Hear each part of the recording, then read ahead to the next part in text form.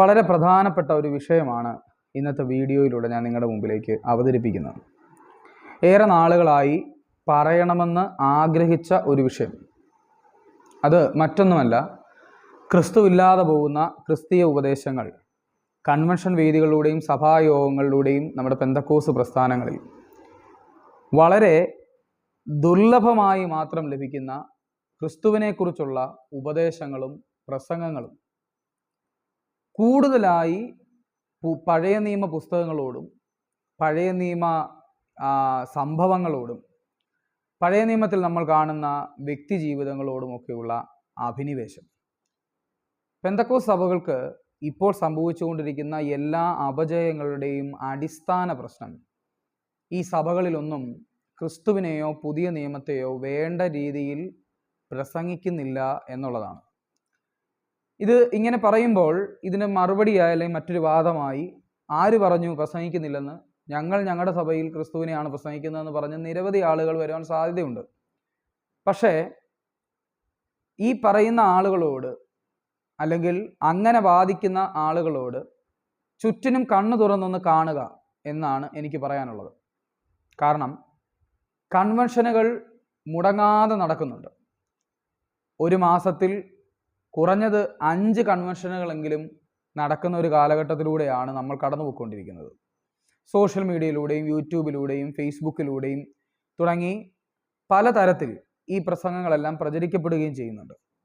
പക്ഷേ ആ കൺവെൻഷനുകളുടെ എണ്ണത്തിനനുസരിച്ച് അതിൽ പ്രസംഗിക്കപ്പെടുന്ന വിഷയങ്ങളെ ഒന്ന് നമ്മൾ താരതമ്യം ചെയ്ത് നോക്കിയാൽ ക്രിസ്തുവിനെക്കുറിച്ചും പുതിയ നിയമത്തെക്കുറിച്ചും ലേഖനങ്ങളിൽ നിന്നുമൊക്കെ എടുക്കുന്ന വിഷയങ്ങൾ തുലവും കുറവായിരിക്കും. പകരം ആളുകൾ കേൾക്കുവാൻ ആഗ്രഹിക്കുന്നതും അതുകൊണ്ട് തന്നെ ദേവദാസന്മാരെന്ന് വിളിക്കപ്പെടുന്നവർ പറയുവാൻ അല്ലെങ്കിൽ പ്രസംഗിക്കുവാൻ ആഗ്രഹിക്കുന്നതും പഴയ നിയമത്തിലെ കുറെ സംഭവങ്ങളെയാണ്. നമ്മുടെ സഭായോഗങ്ങളൊക്കെ ഒന്ന് എടുത്തു നോക്കി.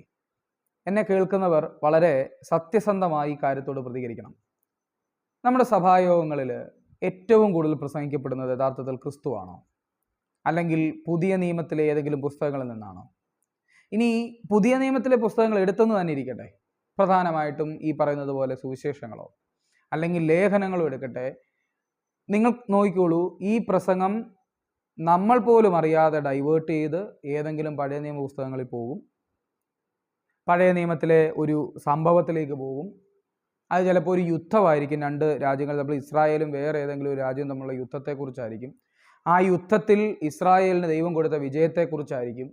അല്ലെങ്കിൽ ഇവർ എരീഹോ മതിലിന് ചുറ്റും, ഇസ്രായേൽ മക്കൾ എരീഹോ മതിലിന് ചുറ്റും നടന്ന് ആർപ്പിട്ടപ്പോൾ മതിലിടിഞ്ഞു വീണു. അത് വെച്ചിട്ട് ആളുകൾക്ക് കുറച്ച് മോട്ടിവേഷൻ കൊടുക്കുന്നു. നമ്മുടെ പ്രശ്നങ്ങൾക്ക് നടുവിൽ നമ്മളിരുന്ന് ആരാധിച്ചാൽ മതി, അല്ലെങ്കിൽ ആർപ്പിട്ടാൽ മതി, പ്രശ്നം നിങ്ങളുടെ മുമ്പിൽ തകർന്നു പോകും. ഇത് പറയുന്നത് കൊണ്ടൊന്നും തെറ്റുണ്ടെന്നല്ല പറയുന്നത്. ഇത് പറയുമ്പോൾ ഞാൻ പഴയ നിയമത്തെ നിരാകരിച്ചു, ദുരുപദേശം പറയുന്നു, പുതിയ നിയമം മാത്രം മതിയോ, ഇങ്ങനെയൊക്കെയുള്ള നിരവധി ചോദ്യങ്ങൾ ഞാൻ നിരന്തരമായി കേട്ടുകൊണ്ടിരിക്കുന്നതാണ്. ഇപ്പോൾ ഇങ്ങനെയൊരു വീഡിയോ ചെയ്യാനുള്ളൊരു പ്രധാന കാരണം എന്ന് പറയുന്നത് സോഷ്യൽ മീഡിയയിലൂടെയും അല്ലാതെയും ഒക്കെ എൻ്റെ നിരവധി സുഹൃത്തുക്കൾ ഞങ്ങളുടെ കാഷ്വലായിട്ടുള്ള സംസാരത്തിനിടയിൽ അവർ മുന്നോട്ട് വെക്കുന്ന അവരുടെ ഏറ്റവും വലിയൊരു ആശങ്ക എന്ന് പറയുന്നത്, ബ്രദറെ, നമ്മുടെ ചർച്ചകളിൽ എന്തുകൊണ്ടാണ് ക്രിസ്തുവിനെ പ്രസംഗിക്കാത്തതെന്നാണ്. അപ്പോൾ 1-2 പ്രസംഗങ്ങളിൽ ക്രിസ്തു ഉണ്ടായിട്ട് കാര്യമില്ല, 1-2 പ്രസംഗങ്ങളിൽ പുതിയ നിയമം സംസാരിച്ചിട്ട് കാര്യമില്ല, 1-2 പ്രസംഗങ്ങളിൽ ലേഖനങ്ങളിൽ നിന്ന് സംസാരിച്ചിട്ട് കാര്യമില്ല. നമ്മുടെ പ്രസംഗങ്ങൾ മുഴുവനും 100 പ്രസംഗങ്ങൾ എടുത്താൽ ആ 100 പ്രസംഗങ്ങളിലെയും പ്രധാന വിഷയം ക്രിസ്തു ആയിരിക്കണം. അല്ലാത്ത പക്ഷം നമ്മളെ എങ്ങനെ പുതിയ നിയമസഭയെന്ന് വിളിക്കും? ഞാൻ തുടങ്ങിയടുത്തുനിന്ന് വീണ്ടും പറഞ്ഞു വരിക, പെന്തക്കോസ് സഭ ഒരു ഫാസ്റ്റസ്റ്റ് ഗ്രോയിങ് ചർച്ചാണ്, അല്ലെങ്കിൽ ഫാസ്റ്റസ്റ്റ് ഗ്രോയിങ് ഡിനോമിനേഷനാണ് ക്രിസ്ത്യൻ സഭകളിലെ. കൂടുതൽ ആളുകൾ വർഷം പ്രതി ഈ പ്രസ്ഥാനത്തിലേക്ക് വരുന്നുണ്ട്. അത് വിവിധ വിഭാഗങ്ങളിൽ നിന്ന്, ലോകത്തിൻ്റെ വിവിധ ഭാഗങ്ങളിൽ നിന്ന് വിവിധ മതസ്ഥരായിട്ടുള്ളവരൊക്കെ ഈ പ്രസ്ഥാനത്തിലേക്ക് വരുന്നുണ്ട്. അപ്പോൾ ഒരു വലിയ അവസരം ദൈവം പെന്തക്കോസ് പ്രസ്ഥാനങ്ങൾക്ക് നൽകിയിട്ടുണ്ട്. അതിനെ വളരുവാൻ ദൈവം സഹായിച്ചിട്ടുണ്ട്. പക്ഷേ ഇതൊക്കെ എന്തിനു വേണ്ടിയാണ്? ലോകത്തിന് അതിൻ്റെ വെളിച്ചത്തെ കൊടുക്കുവാൻ വേണ്ടിയാണ്. ലോകത്തിൻ്റെ വെളിച്ചം ആരാ? ക്രിസ്തുവാണ്. ക്രിസ്തുവിനെ പ്രസംഗിക്കാത്ത ഉപദേശങ്ങൾ, ക്രിസ്തുവിനെ പ്രസംഗിക്കാത്ത കൺവെൻഷൻ വേദികളൊക്കെ നമുക്ക് എന്തിനാണ് പ്രിയപ്പെട്ടവരെ? നമുക്കതുകൊണ്ട് എന്ത് പ്രയോജനമാണ് ഉണ്ടാകുന്നത്? പലപ്പോഴും സദാചാരത്തെ പ്രസംഗിക്കുവാനാണ് പെന്തക്കോസ് ഉപദേശികൾ കൂടുതലായിട്ടും ശ്രമിച്ചുകൊണ്ടിരിക്കുന്നത്. സിഗരറ്റ് വലിക്കുന്നതും കള്ളു കുടിക്കുന്നതും വ്യഭിചാരം ചെയ്യുന്നതും ചീത്ത വിളിക്കുന്നതും അടിയുണ്ടാക്കുന്നതും വലിയ പാവങ്ങളാണെന്നും ഇത്തരം കാര്യങ്ങളിൽ നിന്ന് ഒഴിഞ്ഞു നിന്നാൽ അവൻ വിശുദ്ധനായി എന്നും ഇതാണ് ദൈവം ആഗ്രഹിക്കുന്നതെന്നൊക്കെയുള്ള രീതിയിലാണ് പ്രസംഗങ്ങൾ പോകുന്നത്. നല്ല കാര്യമാണ്, പക്ഷെ ഇത് സദാചാരബോധം ഉണ്ടാക്കാൻ മാത്രമേ ഉപകരിക്കത്തുള്ളൂ. ക്രിസ്തീയ ഉപദേശം എന്ന് പറയുന്നത് സദാചാരം ഉണ്ടാക്കലല്ല. ഇത് ഞാൻ മറ്റൊരു വീഡിയോയിൽ പറഞ്ഞിട്ടുള്ള കാര്യമാണ്. ക്രിസ്തീയ ഉപദേശം എന്നത് മനുഷ്യനെ അവൻ്റെ പ്രവൃത്തികളിൽ നിന്ന് രക്ഷിക്കുക എന്നുള്ളതല്ല, മറിച്ച് അടിസ്ഥാനപരമായി സമൂലമായ ഒരു പരിവർത്തനമാണ് ക്രിസ്തീയ ഉപദേശത്തിലൂടെ പരിശുദ്ധാത്മാവ് ഉദ്ദേശിക്കുന്നത്. സമൂലമായ പരിവർത്തനം. അവൻ്റെ ഹൃദയത്തിലെ മാലിന്യങ്ങൾ നീങ്ങണമെന്നാണ് പരിശുദ്ധാത്മാവ് പുതിയ നിയമ ഉപദേശത്തിലൂടെ ആഗ്രഹിക്കുന്നത്. അല്ലാത്തതെല്ലാം, ഈ പ്രവർത്തികളെ നന്നാക്കാൻ ശ്രമിക്കുന്ന ഉപദേശങ്ങളെല്ലാം മതമാണ് എന്ന് മനസ്സിലാക്കണം.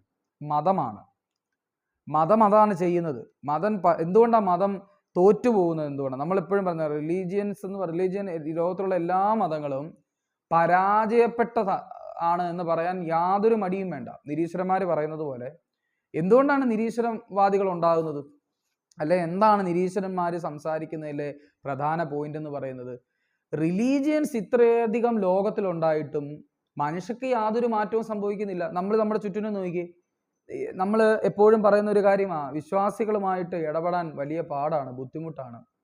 അതെന്താ? അതിൻ്റെ പ്രശ്നം എന്താ? എന്തുകൊണ്ടാണ് മനുഷ്യന്, നമ്മൾ വിചാരിക്കുന്നത് കള്ളുകൂടി വിട്ടു, വ്യഭിചാരം നിർത്തി, അതുപോലെ തന്നെ സിഗരറ്റ് വലിക്കുന്നില്ല, ഇതൊക്കെ എന്തോ വലിയ സംഭവമാണെന്നാണ്. അത് വിശ്വാസികൾ മാത്രമല്ല, പുറത്തുള്ള എത്രയോ ആളുകൾ ഡ്രിങ്ക്സ് കഴിക്കാതിരിക്കുന്നവരുണ്ട്, സ്മോക്കിങ് ഉപേക്ഷിച്ചവരുണ്ട്, വ്യഭിചാരം ചെയ്യാത്തവരുണ്ട്. എത്ര സന്തോഷമായി എത്ര നല്ല ജീവിതം നയിക്കുന്ന എത്രയോ നല്ല ആളുകളുണ്ട് പുറത്ത്. അപ്പോൾ ഇതൊക്കെ മാനുഷികമായിട്ട് എല്ലാ മനുഷ്യർക്കും കഴിയുന്ന, നമ്മളൊന്ന് മനസ്സ് വെച്ചാൽ നന്നാകാനുള്ള കാര്യമേ ഉള്ളൂ. അങ്ങനെ മനുഷ്യനെ അവൻ്റെ പുറമേ ഉള്ള എന്തെങ്കിലും പ്രവൃത്തിയിൽ നിന്ന് രക്ഷിക്കുവാനോ അത് മാറ്റി നന്നാക്കുവാനോ വേണ്ടിയുള്ളതല്ല ക്രിസ്തീയ ഉപദേശം.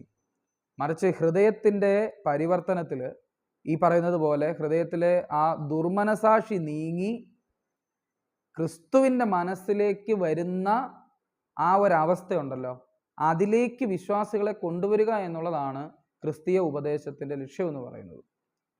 അത് സംഭവിക്കണമെങ്കിൽ നിരന്തരമായി ക്രിസ്തുവിനെ പറഞ്ഞുകൊണ്ടിരിക്കണം. ഞാൻ പറയുന്നത് ഒന്നോ രണ്ടോ തവണ പറയുന്ന കാര്യമല്ല, അല്ലെങ്കിൽ ഒന്നോ രണ്ടോ കൺവെൻഷൻ വേദികൾ നിങ്ങൾ കേട്ടു എന്നുള്ളതല്ല ഇവിടെ ഉദ്ദേശിക്കുന്ന കാര്യം. നമ്മൾ മൈക്കെടുത്ത് ആളുകളുടെ മുമ്പിൽ നിന്ന് പ്രസംഗിക്കാൻ ഒരു വിഷയമെടുത്താൽ ആ വിഷയത്തിൻ്റെ അടിസ്ഥാനം എന്ന് പറയുന്നത് ക്രിസ്തുവായേ പറ്റത്തുള്ളൂ. ക്രിസ്തുവിനെ തന്നെ പ്രസംഗിച്ചേ പറ്റത്തുള്ളൂ. അപ്പം ക്രിസ്തുവിനെ പ്രസംഗിച്ചുകൊണ്ട് ഈ പറയുന്ന പഴയ നിയമത്തിലേക്ക് നിങ്ങൾ പോകൂ. നിങ്ങൾ എവിടെ നിന്നാണ് ഈ നോക്കി തുടങ്ങുന്നത്? അവിടെ പ്രശ്നം. എത്ര പുതിയ കുട്ടികളെല്ലാം വിശ്വാസം ഉപേക്ഷിച്ച് നിരീശ്വരവാദത്തിലേക്ക് പോകുന്നതിൻ്റെ ഒരു പ്രധാന കാരണം എന്ന് പറയുന്നത് അവർക്ക് ക്രിസ്തു ആരാന്ന് അറിയത്തില്ല. എന്താണ് ക്രിസ്തു നമുക്ക് വേണ്ടി ചെയ്തതെന്ന് അറിയത്തില്ല. നിങ്ങൾക്ക് സംശയം ഉണ്ടെങ്കിൽ പെന്തക്കോസ്തിലെ യുവജനങ്ങളോട് ചോദിച്ചു നോക്ക്, അവർ പറയും. അവർക്കറിയാം മോശ ചെങ്കടൽ പുലർത്തിയ കാര്യം അറിയാം, അല്ലെങ്കിൽ കയീനും ആബേലും കൂടെ ദൈവത്തിന്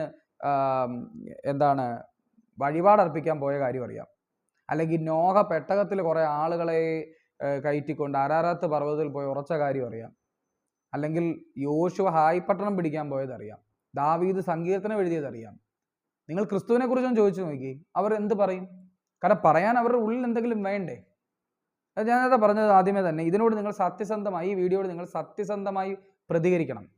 സഭകളിൽ ചെന്നിരിക്കുമ്പോൾ നിങ്ങൾ എന്താണ് കേൾക്കുന്നത്? അത് പൊതുവേ നമ്മുടെ കേരളത്തിലെ മാത്രം അവസ്ഥയല്ല, ഇത് പുറത്ത്, അതായത് UK പോലുള്ള സ്ഥലങ്ങളിൽ നിന്ന്, കാനഡയിൽ നിന്ന്, UAE നിന്നൊക്കെ കിട്ടുന്ന റിപ്പോർട്ട് അനുസരിച്ച്, അല്ലെങ്കിൽ എൻ്റെ സുഹൃത്തുക്കൾ വഴി ഞാൻ അറിയുന്ന കാര്യങ്ങളനുസരിച്ച്, ഈ സഭകളിൽ ഒന്നും പ്രസംഗിക്കപ്പെടുന്നത് പുതിയ നിയമമോ ക്രിസ്തുവോ അല്ല. അപ്പോൾ ഇവരുടെ അനുഭവ സാക്ഷ്യങ്ങളും കൂടെ ഞാനീ പറയുന്നത്. ഇനി എൻ്റെ വ്യക്തിപരമായിട്ടുള്ള ഒരനുഭവം ഞാൻ പറയാം. ഞാൻ മുൻപ് നിന്നിരുന്ന ഒരു പ്രസ്ഥാനത്തിൽ ഒരു സഭാ പ്രസ്ഥാനത്തിൽ അവിടുത്തെ ദൈവദാസൻ്റെ ഒരു പ്രധാന പരിപാടി ഞായറാഴ്ച രാവിലെ വന്ന് അദ്ദേഹം ആദ്യം ചെയ്യുന്നത്, ഈ ആഴ്ച നിങ്ങൾ എത്ര പേർ പാപം ചെയ്തു എന്ന് ചോദിക്കുക.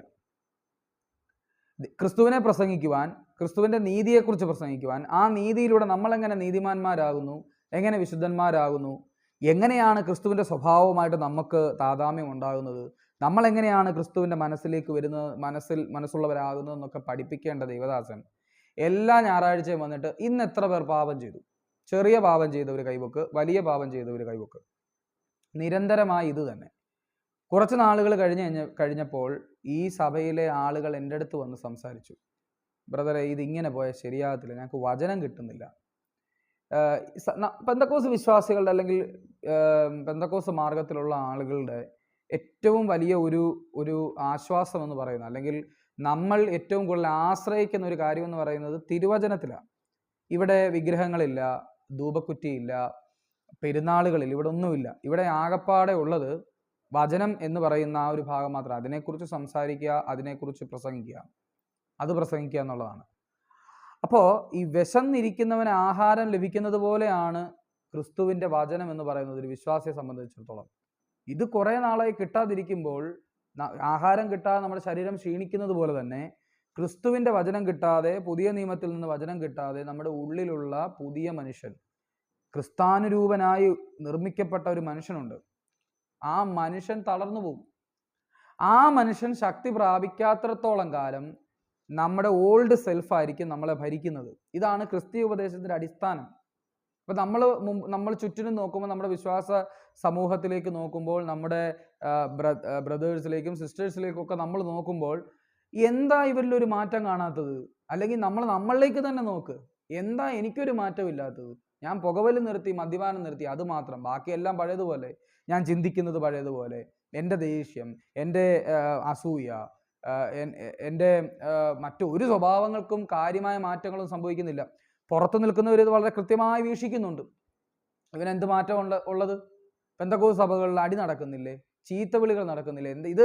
ഇത് ഞാൻ പറയുമ്പോഴല്ല, അല്ലെങ്കിൽ ഈ വീഡിയോയിലൂടെ സംസാരിക്കുമ്പോഴല്ല ലോകം അറിയുന്നതെന്ന് ആദ്യം മനസ്സിലാക്കി. ഇത് സോഷ്യൽ മീഡിയയിലൂടെ നിരന്തരമായി പ്രചരിച്ചുകൊണ്ടിരിക്കുകയാണ്. എല്ലാ വിഭാഗത്തിലുള്ള ആളുകളും ഇത് കണ്ടുകൊണ്ടായിരിക്കുന്നത്. എന്ത് വ്യത്യാസമാണ് ഈ മേഖലയിലുള്ളവർ അല്ലെങ്കിൽ ഈ ഒരു പാതയിലേക്ക് വന്നവർക്കുള്ളത് എന്നൊരു ചോദ്യം പുറത്തുനിന്ന് ഉയരുന്നുണ്ട്. അതിൻ്റെ കാര്യം എന്താ നമ്മളിൽ നിന്ന് സമൂലമായ മാറ്റം ഉണ്ടാകത്തത്? നമ്മൾ ക്രിസ്തുവിനെ കുറിച്ച് കേൾക്കുന്നില്ല. നമ്മൾ കേൾക്കുന്നത് മുഴുവനും യുദ്ധങ്ങളെക്കുറിച്ചാണ്. ദാവീദ് യുദ്ധം ചെയ്യാൻ പോയി, ഗോലിയാത്തിനെ കല്ലെറിഞ്ഞു. ആ 5 കല്ലുകൾ എന്ന് പറഞ്ഞ 5 സഭയാണ്. വ്യാഖ്യാനം പോകുന്ന പോക്ക് നോക്കി. പിന്നെ സങ്കീർത്തന വായനയാണ് മറ്റൊരു കാര്യം എന്ന് പറയുന്നത്. സങ്കീർത്തനം വായിക്കലെന്നൊന്നുമല്ല, സഭകളിൽ സങ്കീർത്തനം വായിച്ചോ, പക്ഷേ വ്യാഖ്യാനിക്കുന്നത് പുതിയ നിയമത്തിൽ നിന്നുകൊണ്ട് വേണ്ടേ? 139 സങ്കീർത്തനം എടുക്കുക. അതിനകത്ത് ദാവീദ് ഒരുപാട് കാര്യങ്ങൾ സംസാരിക്കുന്നുണ്ട്. വളരെ തിയോളജിക്കലി, അല്ലെങ്കിൽ ദൈവശാസ്ത്രപരമായ ഒരുപാട് കാര്യങ്ങൾ അദ്ദേഹം സംസാരിക്കുന്നുണ്ട്. പക്ഷേ അവിടുന്ന് അവസാന ഭാഗത്തിലേക്കൊക്കെ വരുമ്പോൾ പറയുന്നത്, നിന്റെ ശത്രുക്കൾ എൻ്റെ ശത്രുക്കളുമാണ്, നിന്നെ പൈക്കുന്നവരെ ഞാനും പൈക്കേണ്ടതല്ലയോ, അവനെല്ലാം മുടിഞ്ഞു പോകണം. എത്രയോ സ്ഥലങ്ങളിലാണ് ഈ സങ്കീർത്തനങ്ങളിൽ ഇത് പറഞ്ഞിരിക്കുന്നത്. ശത്രുക്കൾ ഛിന്ന ഭിന്നമായി പോകണം, മുടിഞ്ഞു പോകണം. ഇത് നിരന്തരമായി കേൾക്കുന്ന നമ്മുടെ കുഞ്ഞുങ്ങളുടെ അവസ്ഥയൊന്ന് ആലോചിച്ചേ. ഇവരിത് വായിക്കുമ്പോൾ ദാവീദ് എഴുതി വെച്ചിരിക്കുക, കർത്താവിനെ പഴിക്കുന്നവർ മുടിഞ്ഞു പോകണം. അപ്പം നാളെ ക്രിസ്തുവിനെ വിമർശിക്കുന്ന ഒരാളെ ഒരു കുട്ടി കണ്ടു കഴിഞ്ഞു കഴിയുമ്പോൾ ഈ കുട്ടിയുടെ ഉള്ളിൽ നിന്ന് ഉയരുന്നത് എന്തായിരിക്കും? അവൻ മുടിഞ്ഞു പോകണമെന്നല്ലേ? അപ്പം അത് ഇത് പറഞ്ഞു കൊടുക്കണം. മക്കളെ, ഇത് ഇങ്ങനെയല്ല. ദാവീദിൻ്റെ അനുഭവത്തിൽ നിന്ന് എഴുതി വച്ചിരിക്കുന്നതാണ് സങ്കീർത്തനങ്ങൾ എന്ന് പറയുന്നത്. അത് മുഴുവനും ദാവീദിൻ്റെ ചിന്തകളും കൂടി ചേർന്ന് വരുന്നതാണ്. ദൈവവചനവും ഉണ്ട്, ദാവീദിൻ്റെ ചിന്തകളും കൂടി ചേർന്ന് വരുന്നതാണ്. അത് പുതിയ നിയമവിശ്വാസത്തിലുള്ള നമുക്ക് അങ്ങനെ തന്നെ എടുക്കാൻ കഴിയത്തില്ല എന്ന് പറഞ്ഞു കൊടുക്കുവാൻ കേപ്പബിലിറ്റിയുള്ള ദൈവദാസന്മാർ നമ്മുടെ സഭകളിൽ ഉണ്ടാകുന്നില്ല. അതുകൊണ്ട് എന്താ സംഭവിക്കുന്നത്? കുറച്ച് പ്രായമായി കഴിയുമ്പോൾ കുഞ്ഞുങ്ങളിൽ ഈ ഒരു കോൺഫ്ലിക്റ്റ് ഉണ്ടാകും.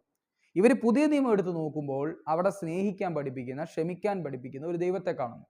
ഇവർ പഴയ നിയമ സങ്കീർത്തനങ്ങളിൽ നോക്കുമ്പോൾ അവിടെ സൈന്യങ്ങളുടെ യഹോവയെ കാണുന്നു, കൊല്ലുവാൻ കൽപ്പിക്കുന്ന ദൈവത്തെ കാണുന്നു, അല്ലെങ്കിൽ ഈ പറയുന്നത് പോലെ മുടിഞ്ഞു പോകണമേ എന്ന് പ്രാർത്ഥിക്കുന്ന പ്രാർത്ഥനകൾ കാണുന്നു.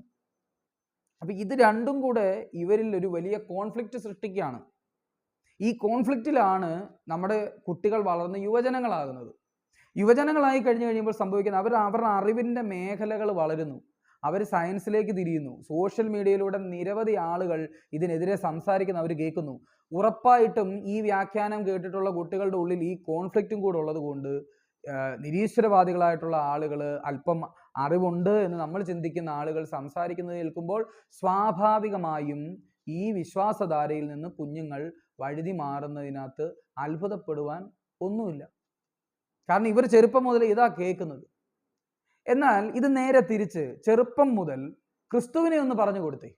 ഈ സഭകളിൽ എന്തിനാണ് ഈ ആവശ്യമില്ലാത്ത കാര്യങ്ങൾ സംസാരിക്കുന്നത്? അല്ലെങ്കിൽ ആവശ്യമില്ലാത്ത കാര്യങ്ങൾ സഭകളിൽ സംസാരിക്കേണ്ടത് ക്രിസ്തുവിനെയാണ് പ്രിയപ്പെട്ടവരെ. സഭായോഗങ്ങളിൽ മുഴുവനും സംസാരിക്കേണ്ടത് ക്രിസ്തുവിനെയാണ്. നിങ്ങൾ സങ്കീർത്തനം വായിക്കുമ്പോൾ ആ സങ്കീർത്തനത്തിലൂടെ എങ്ങനെ ക്രിസ്തുവിലേക്ക് എത്താമെന്നാണ് നോക്കണ്ടേ. മോശയുടെ കാര്യം പറഞ്ഞുകൊണ്ട് എങ്ങനെ ക്രിസ്തുവിലേക്ക് എത്താം, അതിനാണ് എബ്രായ ലേഖകൻ നമുക്ക് എഴുതി വെച്ചിരിക്കുന്ന ആ ഒരു മാർഗം നമ്മൾ സ്വീകരിക്കണം. എബ്രായ ലേഖകൻ എല്ലാവരെ കുറിച്ച് സംസാരിക്കുന്നുണ്ട്. പഴയ നിയമത്തിൽ ദൂതന്മാരിൽ നിന്ന് തുടങ്ങി മോശയിലേക്ക് കയറുന്നു, യോശുവിലേക്ക് കയറുന്നു, മഹാപുരോഹിതന്മാരിലേക്ക് കയറുന്നു, പഴയ നിയമത്തിലെ യാഗങ്ങളിലേക്ക് കയറുന്നു, ന്യായപ്രമാണത്തിലേക്ക് കയറുന്നു. പക്ഷേ എബ്രായ ലേഖനത്തിൻ്റെ പ്രത്യേകത എന്തെന്നറിയാമോ?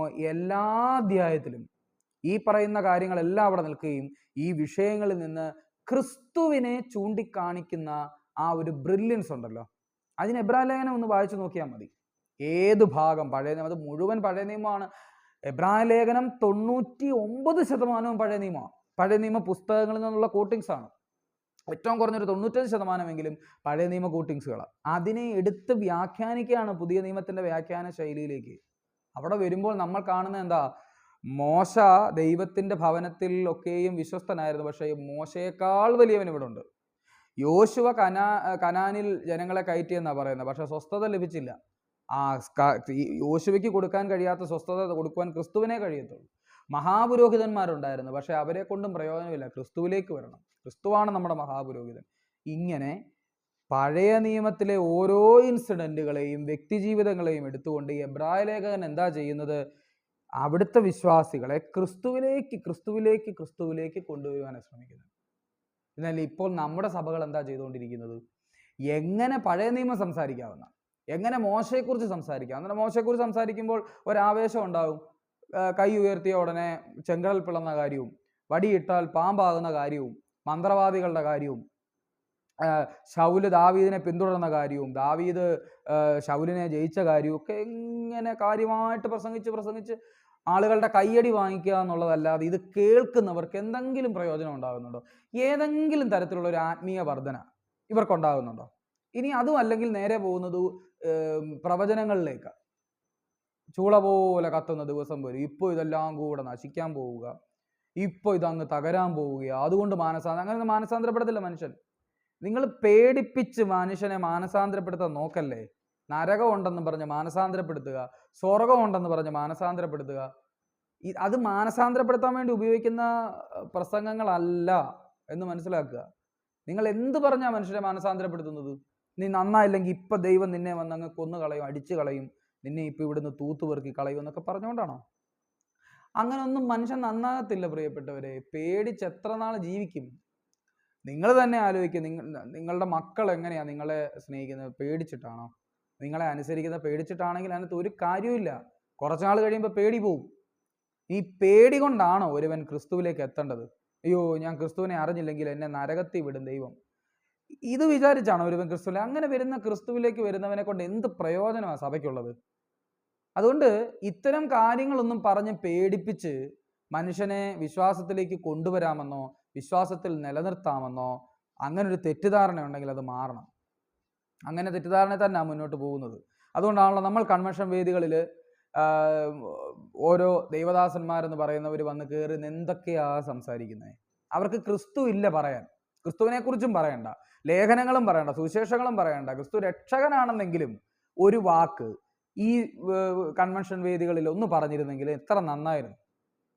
കൺവെൻഷൻ സംഘടിപ്പിക്കുന്ന സംഘാടകർ, നിങ്ങൾ എന്താണ് ശരിക്കും ഈ കൺവെൻഷനിലൂടെ ഉദ്ദേശിക്കുന്നത്? ഒരു വ്യക്തി മാനസാന്തരപ്പെട്ട് ഈ കൺവെൻഷൻ കഴിയുമ്പോൾ വരുന്നുണ്ടോ? ഇനി ഉണ്ടെങ്കിൽ തന്നെ എത്രയോ കുറവാണ്, എന്തോ തുലവും കുറവല്ലേ. അതിൻ്റെ കാരണം എന്താ? ക്രിസ്തുവിനെ പ്രസംഗിക്കുന്നില്ല.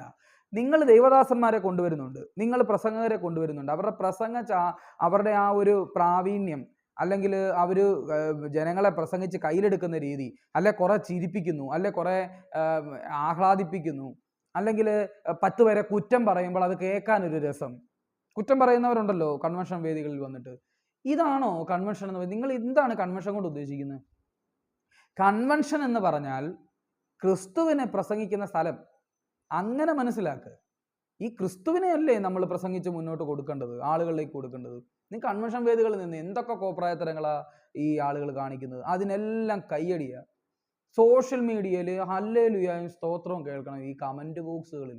എന്തോ പറഞ്ഞിട്ടാ കഴിഞ്ഞ ദിവസം അനീഷ് കാവാലത്തിന്റെ ഒരു പ്രസംഗം കേട്ടു. അനീഷ് കാവാലത്തിന്റെ പ്രസംഗത്തെക്കുറിച്ച് എല്ലാവർക്കും അറിയാമല്ലോ. അദ്ദേഹം പറയാ എന്താണ്, ഒരു പെൺകുട്ടിയെ, അവൾ വീട്ടിൽ വലിയ ജോലിയൊന്നും ചെയ്യാത്തൊരു പെൺകുട്ടിയാണ്. ഓക്കെ, അവളെ കെട്ടിച്ചു വിട്ട് കഴിഞ്ഞപ്പോൾ അവളുടെ ഭർത്താവിൻ്റെ വീട്ടിൽ അവൾ ചെല്ലുകയാണ്. അവൾ ചെന്ന് കഴിയുമ്പോൾ അവിടെ ഒരു അമ്മായിയമ്മയുണ്ട്. അപ്പോൾ ഇവൾ വീട്ടിൽ ജോലിയൊന്നും എടുക്കത്തില്ലായിരുന്നു, അമ്മയോട് തറുതലയൊക്കെ പറയുമായിരുന്നു. അവിടെ ചെന്ന് കഴിഞ്ഞപ്പോൾ ഒരു അമ്മായിയമ്മയുണ്ട്. ആ അമ്മായിയമ്മയെ കൊണ്ട് ഇവക്ക് യാതൊരു തരത്തിലുള്ള രക്ഷയില്ല. ഇവളെ കൊണ്ട് പണിയെടുപ്പിക്കുന്നു, ഇവളെ ചീത്ത വിളിക്കുന്നു, ഒരു സമാധാനം കൊടുക്കാത്ത ഒരു അമ്മായിയമ്മ.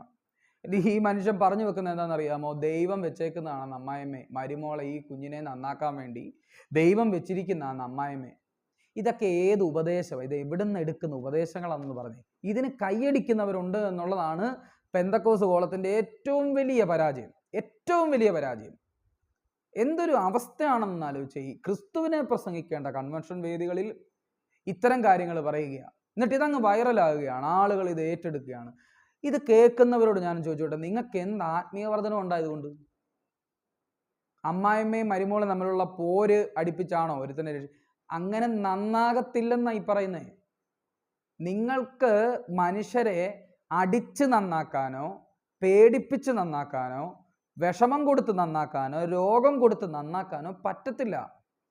അപ്പൊ ഇങ്ങനെ പറയും, രോഗം വരുന്നത് എന്നെ ചിലത് പഠിപ്പിക്കാനാണ്. എന്നിട്ട് പഠിച്ചിട്ട് നമ്മൾ വീണ്ടും പഴയ പരിപാടിയല്ലേ കുറച്ച് കഴിയുമ്പം സംഭവിക്കുന്നത്. രോഗം മാറിക്കഴിയുമ്പം നമ്മൾ വീണ്ടും പഴയ സ്വഭാവത്തിലേക്ക് വരത്തില്ലേ?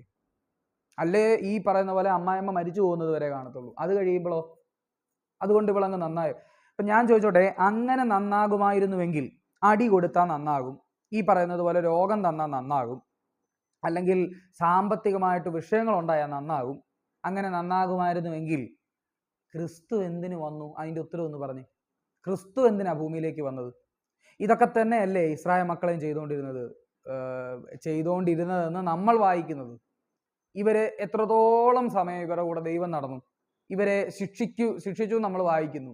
പല തരത്തിൽ ഇവരെ പല സാഹചര്യങ്ങളിലൂടെ കൊണ്ടുപോയി നമ്മൾ വായിക്കുന്നു. എന്തിനു വേണ്ടിയായിരുന്നു? ഇസ്രായേൽ മക്കളെ നന്നാക്കാൻ വേണ്ടി. എന്നിട്ട് നന്നായോ ഇസ്രായേൽ? ഇന്ന് നോക്കിയേ ഇസ്രായേലിനെ കുറിച്ചും ഇസ്രായേൽ ഭ്രമത്തെക്കുറിച്ചും ഒക്കെ ഒരു വീഡിയോ, സെപ്പറേറ്റ് ആയിട്ട് ഒരു സീരീസ് ഓഫ് വീഡിയോ തന്നെ നമ്മൾ ഈ ചാനലിലൂടെ ചെയ്യും. അതിലൂടെ നമുക്ക് കുറെ കാര്യങ്ങൾ സംസാരിക്കാനുണ്ട്. പെന്തക്കോസ്തുകാരുടെ ഇസ്രായേൽ ഭ്രമത്തെക്കുറിച്ച് അത് നമുക്ക് സംസാരിക്കാം. അല്ല, നിങ്ങൾ ഇപ്പോഴൊന്നും നോക്കിയേ, ഇസ്രായേലിനെ നോക്കിയേ, നല്ലവരാണോ ഇസ്രായേൽ? അല്ലെങ്കിൽ ഈ പറഞ്ഞ രീതിയിൽ അവർ നല്ലവരായോ? നിങ്ങൾ ഇന്നും പുറത്തു നിന്ന് ഒരാൾ ഇസ്രായേലിൽ ചെന്ന് കഴിഞ്ഞാൽ അവർ ഡോഗ്സിനെ പോലെ കാണുന്നത്. ഇതവിടെ പോയിട്ട് വന്ന ഒരാൾ എൻ്റെ അടുത്ത് വ്യക്തിപരമായിട്ട് പറഞ്ഞതാ. All others are dogs except Jews അല്ലാത്തവരെല്ലാം, ജൂതന്മാരല്ലാത്തവരെല്ലാം ഇപ്പോഴും അവർക്ക് പട്ടികളാണ്, നായ്ക്കളാണ്. അവരിപ്പോഴും എന്തോ ഒരു വലിയ സംഭവങ്ങളായിട്ടാണ് ഇരിക്കുന്നത്. കഴിഞ്ഞ ദിവസം ഒരു ക്രിസ്തുവിൻ്റെ പ്രതിമയിലെ തല തകർത്തുകൊണ്ട് നിൽക്കുന്ന ഒരാളെ കണ്ടു. ഇത് എന്ത് തരത്തിലുള്ള നന്നാക്കലാണ് നമ്മൾ ഇതിലൂടെ ഉദ്ദേശിക്കുന്നത്? ഇങ്ങനൊരു സംഭവം ഇല്ല. മനുഷ്യൻ അടിച്ചാലോ, വഴക്കു പറഞ്ഞാലോ, പേടിപ്പിച്ചാലോ, നരകം കാണിച്ചാലോ ഒന്നും മനുഷ്യൻ നന്നാകത്തില്ല. അങ്ങനെ നന്നാകുമായിരുന്നുവെങ്കിൽ ക്രിസ്തു വരേണ്ട ആവശ്യമില്ല. അപ്പൊ പിന്നെ എങ്ങനെയാ മനുഷ്യന് ഈ മാറ്റം ഉണ്ടാകുന്നത്? അത് ക്രിസ്തുവിനെ പ്രസംഗിച്ചു നോക്കുക, അപ്പോൾ അറിയാം എന്ത് മാറ്റം ഉണ്ടാകുന്നതെന്ന്. ഇത് എന്നോട് ചോദിച്ചാൽ ഞാൻ എങ്ങനെ പറയും? നിങ്ങൾ ക്രിസ്തുവിനെ പ്രസംഗിക്കാതെ, നിങ്ങൾ ക്രിസ്തുവിനെ കുറിച്ച് കേൾക്കാതെ മാറ്റം ഉണ്ടാകും, എങ്ങനെ മാറ്റമുണ്ട്, എന്ത് മാറ്റം ഉണ്ടാകുന്നതെന്ന് ചോദിച്ചാൽ എനിക്കതിന് മറുപടിയില്ല. കാരണം നിങ്ങൾ പ്രസംഗിച്ചു നോക്കുക, അപ്പോൾ അറിയാം. എനിക്ക് മാറ്റമുണ്ട്, അല്ലെങ്കിൽ ഞാൻ പ്രസംഗിക്കുന്നതുകൊണ്ടോ ഞാൻ കേൾക്കുന്നതുകൊണ്ടോ എനിക്ക് മാറ്റമുണ്ടെന്ന് ഞാൻ പറഞ്ഞിട്ട് കാര്യമില്ലല്ലോ. നിങ്ങളുടെ ജീവിതത്തിൽ നിങ്ങളത് അനുഭവിക്കണമെങ്കിൽ നിങ്ങളിത് കേൾക്കണം, കൃത്യമായിട്ട് കേൾക്കണം. അപ്പോൾ ഈ പഴയ നിയമത്തെ പ്രസംഗിക്കുന്നത് മോശമാണെന്നല്ല ഈ പറയുന്നത്. പഴയ നിയമത്തെ പ്രസംഗിക്കുന്നത് മോശമല്ല. പക്ഷേ പഴയ നിയമത്തിനല്ല പ്രാധാന്യം കൊടുക്കേണ്ടതെന്നാണ് ഈ പറയുന്നത്. നമ്മുടെ ഫോക്കസ് മാറിപ്പോയി. എബ്രായ ലേഖനത്തിൽ 12-ാം അധ്യായത്തിൽ പറയുന്ന സാക്ഷികളുടെ ഇത്ര വലിയ സമൂഹം നമുക്ക് ചുറ്റും നിൽക്കുന്നുണ്ട് എങ്കിലും വിശ്വാസത്തിന്റെ നായകനും പൂർത്തി വരുത്തുന്നവനുമായ യേശുവിനെ നോക്കുക. അതിൻ്റെ അർത്ഥം എന്താ? എബ്രായ ലേഖനം എഴുതുന്ന സാഹചര്യത്തിൽ അവിടുത്തെ വിശ്വാസികളുടെ ചിന്തകളും രീതികളും അവരുടെ ഫോക്കസും അവരുടെ കാഴ്ചപ്പാടും എല്ലാം പുതിയ നിയമത്തിൽ നിന്നും ക്രിസ്തുവിൽ നിന്നും മാറി മോശയിലേക്കും യോശുവയിലേക്കും അബ്രഹാമിലേക്കും ഒക്കെ പോയെന്നല്ലേ അർത്ഥം? ഇത് തന്നെ ഇന്ന് സംഭവിക്കുന്നത്. ഒന്നാമത്തെ കാര്യം, ഈ പഴയ നിയമ പുസ്തകം എന്ന് പറയുന്നത് ക്രിസ്ത്യാനികളുടെ ആധ്യാത്മിക ഗ്രന്ഥമല്ല. അടിവരയിട്ട് പറയുകയാണ്, പുതിയ നിയമ വിശ്വാസിയായ ക്രിസ്ത്യാനികളുടെ ആധ്യാത്മിക ഗ്രന്ഥമല്ല പഴയ നിയമത്തിലെ 39 പുസ്തകങ്ങളെന്ന് ആദ്യം മനസ്സിലാക്കണം. അത് യഹൂദന്റെ മതഗ്രന്ഥമാണ്. യഹൂദന്റെ മതഗ്രന്ഥത്തിനകത്ത് ക്രിസ്തുവിനെ കുറിച്ചുള്ള ദൈവീകമായ അരുളപ്പാടുകൾ ഉണ്ട്. ആ അരുളപ്പാടുകളിൽ നിന്നാണ് ക്രിസ്തു എന്ന് പറയുന്ന ഒരു രക്ഷകൻ ലോകത്തിന് വരുന്നുണ്ടെന്ന് നമുക്ക് മനസ്സിലായത്. അതിൻ്റെ കാരണം പിതാവായ ദൈവം, യേശുക്രിസ്തുവിൻ്റെയും പിതാവായ ദൈവം ഒരു ജനത്തെ ഈ ഒരു പർപ്പസിന് വേണ്ടി തിരഞ്ഞെടുത്തു. ഇത് ഞാൻ പറഞ്ഞല്ലോ, ഇത് നമ്മൾ ഒരു സീരീസ് ഓഫ് വീഡിയോസ് ആയിട്ട് നമ്മളിത് ചെയ്യുന്നുണ്ട്. അതിനകത്ത് വിശദമായിട്ട് പറയാം. എങ്കിൽ ഇപ്പോൾ ഇങ്ങനെ ഒന്ന് ഓടിച്ച് ഞാൻ പറഞ്ഞു പോകുന്നതേ ഉള്ളൂ. യേശുവിൻ്റെയും പിതാവായ ദൈവം ഇസ്രായേലിനെ തിരഞ്ഞെടുത്തത്, അല്ലെങ്കിൽ ഈ പറഞ്ഞ യഹൂദന്മാരെ തിരഞ്ഞെടുത്തത് ഈ സന്ദേശം ലോകത്തിന് നൽകാൻ വേണ്ടിയാണ്. ഈ സന്ദേശം ലോകത്തിനല്ല, ഒരു രക്ഷകൻ ലോകത്ത് വരും എന്ന് പ്രവാചകന്മാരിലൂടെ പറഞ്ഞു. ഇതാണ് പഴയ നിയമം. ബാക്കി അതിനകത്ത് കിടക്കുന്ന കാര്യങ്ങൾ യഹൂദന്റെ മതവുമായി ബന്ധപ്പെട്ടത്. അവരുടെ ആക്ടിവിറ്റീസ്, അവരുടെ ചിന്തകൾ, അവർക്ക് ദൈവത്തെക്കുറിച്ചുള്ള കാഴ്ചപ്പാടുകൾ, ആരുടെ? ദാവീദിൻ്റെ, മോശയുടെ, യോശുവയുടെ, ഏലിയാവിൻ്റെ, അവരെല്ലാം ദൈവത്തെ കണ്ട രീതിയുടെ പേഴ്സ്പെക്റ്റീവിനെ കുറിച്ച്, കാഴ്ചപ്പാടുകളെ കുറിച്ചൊക്കെ ഉള്ള കാര്യങ്ങളാണ് ഈ പഴയ നിയമത്തിലുള്ളത്. അത് പൂർണ്ണമായും ദൈവീകം എന്നതിനേക്കാൾ ഉപരിയായി മനുഷ്യൻ എങ്ങനെ ദൈവത്തെ കണ്ടു എന്നതാണ് നമ്മൾ അതിനകത്തുനിന്ന് മനസ്സിലാക്കേണ്ടത്. മനുഷ്യൻ കാണുക എന്ന് പറയുമ്പോൾ മനുഷ്യൻ കുറവുകളുള്ളവനാണെന്ന് മനസ്സിലാക്കണം. അവന് എല്ലാം തികഞ്ഞു നിൽക്കുന്ന സർവശക്തനായ ഒരു ദൈവത്തെ കണ്ട് മനസ്സിലാക്കാനോ ബോധ്യപ്പെടുത്താനോ ശരിയായ രീതിയിൽ അണ്ടർസ്റ്റാൻഡ് ചെയ്യാനുള്ള കഴിവില്ല. അത് കഴിവില്ലാത്തത് കൊണ്ടാണ് തികഞ്ഞ മനുഷ്യനായ യേശു ക്രിസ്തു നമുക്ക് പിതാവിനെ കാണിച്ചു തന്നത്. അപ്പോൾ OT പുസ്തകം വായിക്കുമ്പോഴെല്ലാം നമ്മൾ മനസ്സിലാക്കേണ്ടത്, ഞാനിപ്പോൾ വായിച്ചുകൊണ്ടിരിക്കുന്ന ഉൽപ്പത്തി മുതൽ മലാഖി വരെ വായിക്കുമ്പോൾ നമ്മുടെ ഉള്ളിലുണ്ടാകേണ്ടത് ഇത് മതഗ്രന്ഥമാണ്. ഇത് മതം ദൈവത്തെ വ്യാഖ്യാനിച്ചിരിക്കുന്ന രീതിയിലാണ് ഞാൻ ഈ വായിച്ചുകൊണ്ടിരിക്കുന്നതെന്നൊരു ബോധം പുതിയ നിയമ വിശ്വാസിക്കുണ്ടാകണം. അതുകൊണ്ടാണ് കൊരിന്ത ലേഖനത്തിൽ എഴുതിയിരുന്നത്, മോശയുടെ ന്യായപ്രമാണം വായിക്കുമ്പോഴെല്ലാം ഒരു മറ ഇങ്ങനെ വന്ന് കിടക്കുകയാണ്. മറ കടന്നാൽ എങ്ങനെയാ ശരിയായ രീതിയിൽ കാണാൻ പറ്റുന്നത്? ആ മറയാ മതം. അത് കിടക്കുമ്പോൾ ദൈവത്തെ ശരിക്ക് കാണാൻ പറ്റില്ല പ്രിയപ്പെട്ടവരെ. മതം കിടക്കുന്നിടത്ത് ദൈവത്തെ തെളിഞ്ഞു കാണാൻ പറ്റത്തില്ല. അതുകൊണ്ടാണ് ക്രിസ്ത്യാനിറ്റിയെ മതമല്ല, അത് മാർഗമാണ്. ഈ മാർഗത്തിലേക്ക് വന്നപ്പോൾ കൃത്യമായി തെളിയുക. ക്രിസ്തു എന്ന ആ ഒരു ലെൻസിലൂടെ പഴയ നിയമത്തെ, യഹോവയായ ദൈവത്തെ, മോശയെ, ഏലിയാവിനെ, ഇവരെ എല്ലാം നോക്കിക്കാണുമ്പോഴാണ് നമുക്ക് ക്ലാരിറ്റി കിട്ടുന്നത്. ആ ക്ലാരിറ്റിക്ക് വേണ്ടി ക്രിസ്തുവിനെ ആദ്യം നമ്മുടെ ഉള്ളിൽ പ്രതിഷ്ഠിക്കണം. നമ്മുടെ കണ്ണുകളിൽ ക്രിസ്തു തിളങ്ങി നിൽക്കണം. ആ ക്രിസ്തു എന്ന കണ്ണാടിയിലൂടെ പുറകിലേക്ക് നോക്കുക എന്നുള്ളതാണ് പുതിയ നിയമസഭയുടെ ലക്ഷ്യമെന്ന് പറയുന്നത്. അതല്ലാതെ നേരെ തിരിച്ചല്ല. ഉൽപ്പത്തി മുതൽ മലാഖി വരെ വായിച്ചിട്ട് പുതിയ നിയമത്തിലേക്ക് കയറുകയല്ല ചെയ്യേണ്ടത്. അപ്പം നിങ്ങൾ മതത്തിലൂടെ സഞ്ചരിച്ച്, മതഗ്രന്ഥത്തിലൂടെ സഞ്ചരിച്ച് ഒരു മതത്തിൻ്റെ ഭാഗമായി നിന്നുകൊണ്ടാണ് പുതിയ നിയമത്തെ നോക്കിക്കാണുന്നത്. അങ്ങനെ വരുമ്പോൾ നിങ്ങൾക്ക് മനുഷ്യരെ കാണാൻ പറ്റത്തില്ല, സഹോദരനെ കാണാൻ പറ്റത്തില്ല. യോഹന്നാൻ എന്താ പറയുന്നത് തൻ്റെ ലേഖനത്തിൽ? അടുത്തുള്ള സഹോദരൻ്റെ വിഷമത്തെ, അവൻ്റെ ദുഃഖത്തെ കാണാതെ, അവൻ്റെ ദുഃഖത്തോട് പങ്കുചേരാതെ നിൽക്കുന്ന നിങ്ങൾക്ക് എങ്ങനെ കാണാൻ കഴിയാത്ത ദൈവത്തെ സ്നേഹിക്കാൻ കഴിയും? മതം വിട്ടവൻ്റെ ചോദ്യമാണ്. ഒരിക്കൽ മതത്തിലായിരുന്നു, എന്നാൽ ആ മതം വിട്ടു കഴിഞ്ഞപ്പോൾ സഹോദരനെ കാണാൻ തുടങ്ങി. സ്നേഹിക്കണം എന്ന് പറയുന്ന പദത്തിൻ്റെ അർത്ഥം മനസ്സിലാക്കാൻ തുടങ്ങി. അവിടെ ഏറ്റവും കൂടുതൽ സ്നേഹത്തെക്കുറിച്ച് സംസാരിച്ചിട്ടുള്ള യോഹന്നാനാണ്. ഏറ്റവും കൂടുതൽ ക്രിസ്തുവിൻ്റെ ജീവനെക്കുറിച്ച് സംസാരിച്ചിട്ടുള്ള യോഹന്നാന് വേണ്ട മതം. പക്ഷേ ഇന്നത്തെ പെന്തക്കോസ്ത് വിശ്വാസികൾ എന്താ ചെയ്യുന്നത്? നേരെ തിരിക്കുക. നിങ്ങൾ സഭകളിൽ സംസാരിക്കണം ഇതിനെക്കുറിച്ച്. നിങ്ങളുടെ ദൈവദാസന്മാരോട് നിങ്ങൾ സംസാരിക്കണം. ദൈവദാസ, ക്രിസ്തുവിനെ കുറിച്ച് പ്രസംഗിക്കാൻ പറ, ഞങ്ങൾക്ക് കേൾക്കണമെന്ന് പറ. ഞങ്ങൾക്ക് പുതിയ നിയമത്തിലെ ലേഖനങ്ങളെക്കുറിച്ച് സംസാരിക്കാൻ പറ. എഫേസ്യ ലേഖനവും കൊലോസ് ലേഖനവും ഫിലിപ്പ് ലേഖനവും ഒക്കെ എടുത്ത് സംസാരിക്കാൻ പറ പ്രിയപ്പെട്ടവരെ. അത് കേൾക്ക്. വിശ്വാസം കേൾവിയാലും, കേൾവി മോശയെക്കുറിച്ചുള്ള വചനത്താലും വരുന്നെന്നാണോ പറയുന്നത്? വിശ്വാസം കേൾവിയാലും, കേൾവി ന്യായപ്രമാണത്തിലൂടെ വരുന്നെന്നാണോ പറയുന്നത്? പിന്നെ വിശ്വാസം കേൾവിയാലും, കേൾവി ക്രിസ്തുവിനെ കുറിച്ചുള്ള വചനം. അപ്പം ക്രിസ്തുവിനെ കുറിച്ച് പറയുന്നിടത്ത് ആ വിശ്വാസം ഉണ്ടാകുന്നത്. അല്ലാത്തടത്ത് വിശ്വാസമല്ല, മതവികാരം ഉണ്ടാകുന്നത്. അതുകൊണ്ടാണ് യേശുവിനെ എന്തെങ്കിലും പറയുമ്പോൾ സോഷ്യൽ മീഡിയയിൽ വന്നിട്ട് ചീത്ത വിളിക്കുന്നത്. ഞാൻ എപ്പോഴും റിയാക്ട് ചെയ്യുന്ന അരുൺ എന്ന് പറയുന്ന ആ വ്യക്തി, അദ്ദേഹം ഒരു നല്ല മനുഷ്യനാണ്. ഞാൻ അദ്ദേഹത്തോട് സംസാരിക്കുന്നതാണ്. അദ്ദേഹത്തിൻ്റെ വീഡിയോയിൽ പറയുന്നൊരു കാര്യമുണ്ട്. ഇദ്ദേഹത്തിൻ്റെ വീഡിയോയുടെ താഴെ വന്നിട്ട് പെന്തക്കോസ്തുകാർ ചീത്ത വിളിയാണ്. ചീത്ത വിളിയാ അദ്ദേഹത്തിൻ്റെ അപ്പന്, അമ്മയ്ക്ക് ആവശ്യമില്ലാത്ത ചീത്ത വിളികൾ. അങ്ങനെ ഇഷ്ടംപോലെ കേട്ട്. ഒരു കാര്യം മനസ്സിലാക്കണം, നിരീശ്വരവാദികളായിട്ടുള്ള ആളുകൾ ക്രിസ്തുവിനെതിരെയോ ബൈബിളിനെതിരെയോ പറയുമ്പോൾ ഈ പെന്തക്കോസ്തുകാർ എന്തിനാ ഇത്ര വികാര നിർഭരരാകുന്നത്? നിങ്ങൾക്ക് വ്രണപ്പെടാൻ ഒരു മതമില്ല എന്ന് ആദ്യം മനസ്സിലാക്കുക. അല്ല, മതവികാരത്തിലുള്ള ജീവിതമല്ല പെന്തക്കോസ്തുകാരുടെ ജീവിതം. പെന്തക്കോസ് ഞാൻ പറയുന്നില്ല, ഒരു ക്രിസ്ത്യാനിയുടെ ജീവിതം മതവികാരത്തിൽ വ്രണപ്പെട്ടു പോകാനുള്ളതല്ല. അങ്ങനെ വ്രണപ്പെടാനുള്ള മതമൊന്നും കർത്താവ് നമുക്ക് തന്നിട്ടില്ല. നമുക്ക് യേശു ഭൂമിയിൽ വന്ന് നമുക്ക് തന്നിട്ട് പോയത് മതവികാരമല്ല, മറിച്ച് ഒരു മാർഗത്തെ നമുക്ക് കാണിച്ചു തന്നിട്ട് പോവുകയാണ്. അവന് കാൽച്ചുവടുകളെ പിന്തുടരുവാൻ ഒരു മാതൃക വെച്ചേച്ച് പോയിരിക്കുന്നു. അപ്പം നമ്മൾ യേശുവിനെ കുറിച്ച് ആരെങ്കിലും മോശമായിട്ട് സംസാരിക്കുമ്പോൾ നിങ്ങളെന്തിനീ ചൂടാകുന്നത്? നിങ്ങളെന്തിനീ അതിൻ്റെ താഴെ പോയിട്ട്? അല്ലെങ്കിൽ ക്രിസ്തു വിശ്വാസിയായിരുന്ന ഒരുവൻ, അല്ലെ പെന്തക്കോസ്തുകാരനായിരുന്ന ഒരുവൻ, ഒരിക്കലും അവൻ വിശ്വാസിയായിരുന്നു, അവൻ തിരിഞ്ഞ് നിരീശ്വരവാദത്തിലേക്ക് പോയി, അവൻ തിരിച്ചു വന്നിട്ട് ഒരു വീഡിയോ ചെയ്യുന്നു. അതിപ്പോൾ ആരും ആയിക്കൊള്ളട്ടെ, അരുണിനെ പോലുള്ള ആളുകളായിക്കോട്ടെ, ആരും ആയിക്കൊള്ളട്ടെ. അയാൾ ആ വീഡിയോ ചെയ്യുമ്പോൾ അതിൻ്റെ താഴെ വന്നിട്ട് എന്തിനാണ് ഇത്ര അസഹിഷ്ണുക്കളായിട്ട് താഴെ വന്ന് ചീത്ത വിളിക്കുന്നത്?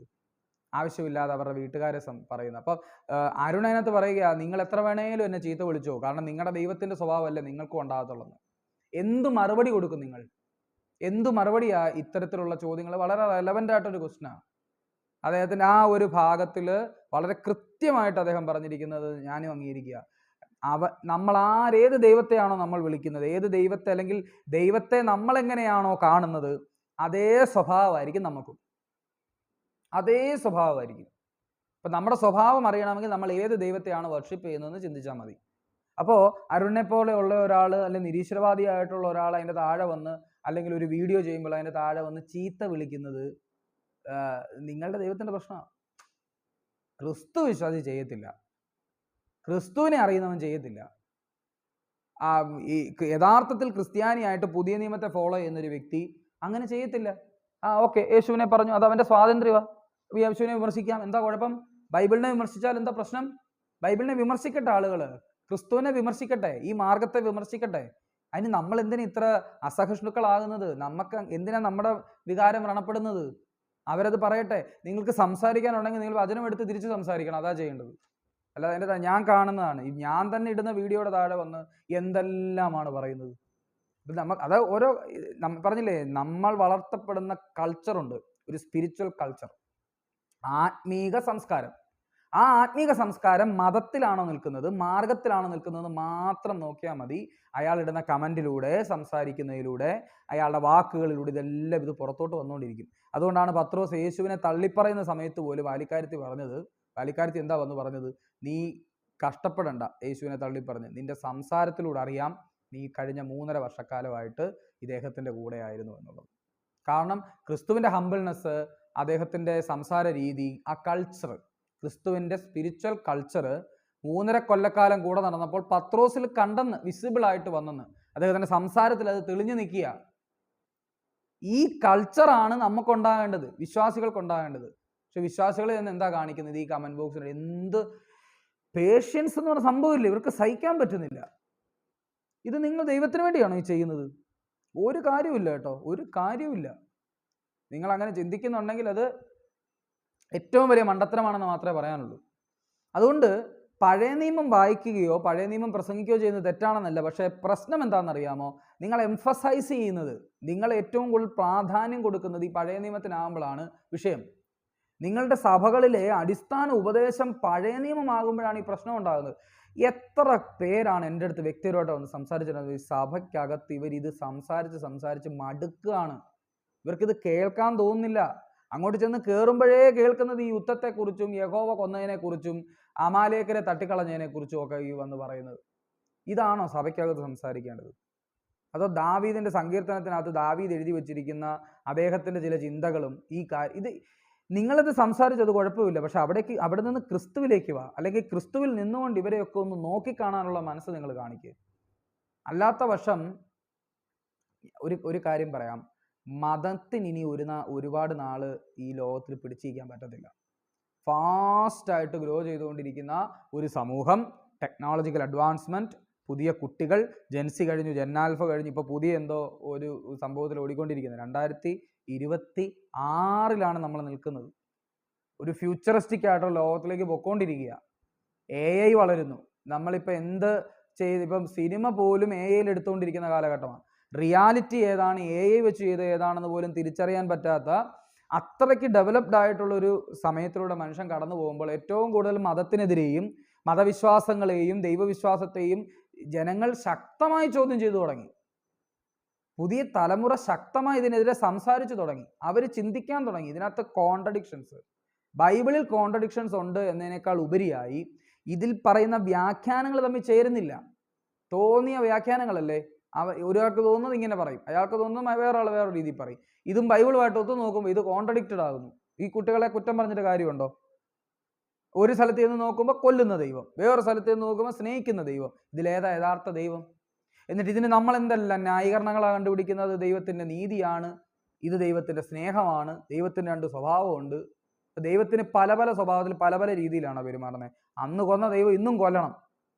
അതോ അതിന് പകരമായി കണ്ടുപിടിച്ചൊരു മാർഗമാണോ ക്രിസ്തു? അങ്ങനെ വരുമ്പോൾ ദൈവത്തിന് 2 പ്ലാൻ ഉണ്ടെന്ന് വരത്തില്ലേ? അപ്പോൾ ആ ദൈവത്തിന് കൺസിസ്റ്റൻസി ഇല്ലെന്ന് വരത്തില്ലേ? അങ്ങനെ വരുമ്പോൾ യാക്കോബിന്റെ ലേഖനത്തിലെ വികാരമോ ഗതിഭേദത്താലുള്ള ആച്ഛാദനമോ ഇല്ല എന്ന് പറയുന്ന വാക്യം എവിടെ പോയി? അപ്പൊ ഇത് നമ്മുടെ വ്യാഖ്യാനം. നമുക്ക് വേണേൽ പറയാം ദൈവത്തിന്റെ നീതിയാ, ഡിവൈൻ വാറാ നടന്നുകൊണ്ടിരുന്നത്. അങ്ങനെയാണെങ്കിൽ IS ഭീകരർ ചെയ്യുന്നത് എന്തുവാ? ഡിവൈൻ വാർ അല്ലേ അവർ ചെയ്തുകൊണ്ടിരിക്കുന്നത്? ജിഹാദികൾ ചെയ്തുകൊണ്ടിരിക്കുന്നത് ഡിവൈൻ വാർ അല്ലേ? അപ്പൊ ഇത് ഹോളി വാറായിട്ട് പ്രഖ്യാപിക്കാൻ പറ്റുമോ? അങ്ങനെയാണോ അത് വ്യാഖ്യാനിക്കേണ്ടത്? അപ്പൊ ഇത് നമ്മുടെ വ്യാഖ്യാനമാണ്. ഇതിന് മറുപടി ഉണ്ട് കൃത്യമായിട്ട്. പക്ഷെ ഇത് ഇങ്ങനെയല്ല വ്യാഖ്യാനിക്കേണ്ടത്. ദൈവത്തിന്റെ നീതി പ്രദർശിപ്പിക്കപ്പെട്ടത് ക്രിസ്തുവിലാണ്. അങ്ങനെയാണ് ഞാൻ പഠിച്ചത് വചനത്തിൽ നിന്ന്, ഞാൻ മനസ്സിലാക്കിയത്. പുതിയ നിയമം വായിക്കുന്ന ഏതൊരു വ്യക്തിക്കും, അല്പം കോമൺ സെൻസ് ഉള്ള ഏതൊരു വ്യക്തിക്കും മനസ്സിലാകുന്നത് ദൈവത്തിന്റെ നീതി ക്രിസ്തുവാണെന്നാണ്. അതാണോ പഴയ നിയമത്തിലെ കൊലപാതകം? നിങ്ങൾ എന്താ ഉദ്ദേശിക്കുന്നത്? നിങ്ങൾ ഇതിങ്ങനെ കിടന്ന് കുഴഞ്ഞ് മറിഞ്ഞ് ഇതിനെ മുഴുവൻ കോംപ്ലിക്കേറ്റഡ് ആക്കി, കുട്ടികൾ ഇതിനെ വല്ലാത്ത രീതിയിൽ ഇതിനെ വിമർശിക്കുന്നുണ്ട് സുഹൃത്തുക്കളെ. അവർ വല്ലാത്തൊരു കൺഫ്യൂഷനിലാണ്. പിന്നെ അപ്പനും അമ്മയും പെന്തക്കോസിൽ പോകുന്നു, വിശ്വാസികളായിട്ടിരിക്കുന്നു, അതുകൊണ്ട് ഞങ്ങളും പോകുന്നു എന്ന രീതിയിലാണ് ഇവർ പൊയ്ക്കൊണ്ടിരിക്കുന്നത്. അല്ലാതെ അവർക്ക് എന്തെങ്കിലും ഉള്ളിലുണ്ടായിട്ടല്ല. നിങ്ങൾ നിങ്ങളുടെ മക്കളെ വിളിച്ചിരുത്തി ചോദിക്കുക, അവരൊരു 100 ചോദ്യം നിങ്ങളോട് ചോദിക്കും. ഒരു 100 ചോദ്യം ധൈര്യമുണ്ടെങ്കിൽ ചോദിച്ചു നോക്ക്. പെന്തക്കോസ് വിശ്വാസികളോട് പറയുന്നത്, നിങ്ങളുടെ ഒരു 15 വയസ്സ് കഴിഞ്ഞ 16 18 വയസ്സുള്ള നിങ്ങളുടെ മക്കളെ വിളിച്ചിരുത്തി നിങ്ങൾ ചോദിക്കുക, ബൈബിളിൽ നിന്ന് ചോദിക്കുക. ഒരു 100 ചോദ്യങ്ങൾ അവർക്ക് കാണും. ഇതെല്ലാം ഉള്ളിലിട്ട് തിക്കി നെരുക്കി ഒരു പ്രഷർ കുക്കറിനകത്ത് ഇരിക്കുന്നത് പോലെ ഇവർ നടക്കുന്നത്. പിന്നെ ഈ കൂടുതൽ കുട്ടികൾ, ഇപ്പോഴത്തെ കുട്ടികൾ ഇതിനെക്കുറിച്ചൊന്നും ചിന്തിക്കാറില്ല.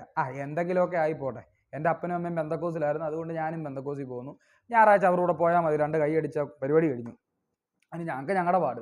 അങ്ങനെ ചിന്തിക്കാറില്ല. പക്ഷെ ഇതിൽ ഈ ഒരു ഗോളത്തിൽ വന്നതിന് ശേഷം ഇത്തരത്തിലുള്ള കോൺഫ്ലിക്റ്റുകൾ കൊണ്ട് ഒരുപാട് തിക്താനുഭവങ്ങൾ ഉണ്ടായിട്ടുള്ള ആളുകൾ മറ്റൊരു സമൂഹത്തിൽ അല്ലെങ്കിൽ ഈ സമൂഹത്തിൽ തന്നെ ജീവിക്കുന്നുണ്ടെന്ന് മനസ്സിലാക്കണം. അവർ ഒരുപാട് കഠിനമായ യാതനകളിലൂടെ ഈ പോയിക്കൊണ്ടിരുന്ന ഒരു കാലഘട്ടം ഉണ്ടായിരുന്നു അവർക്ക്.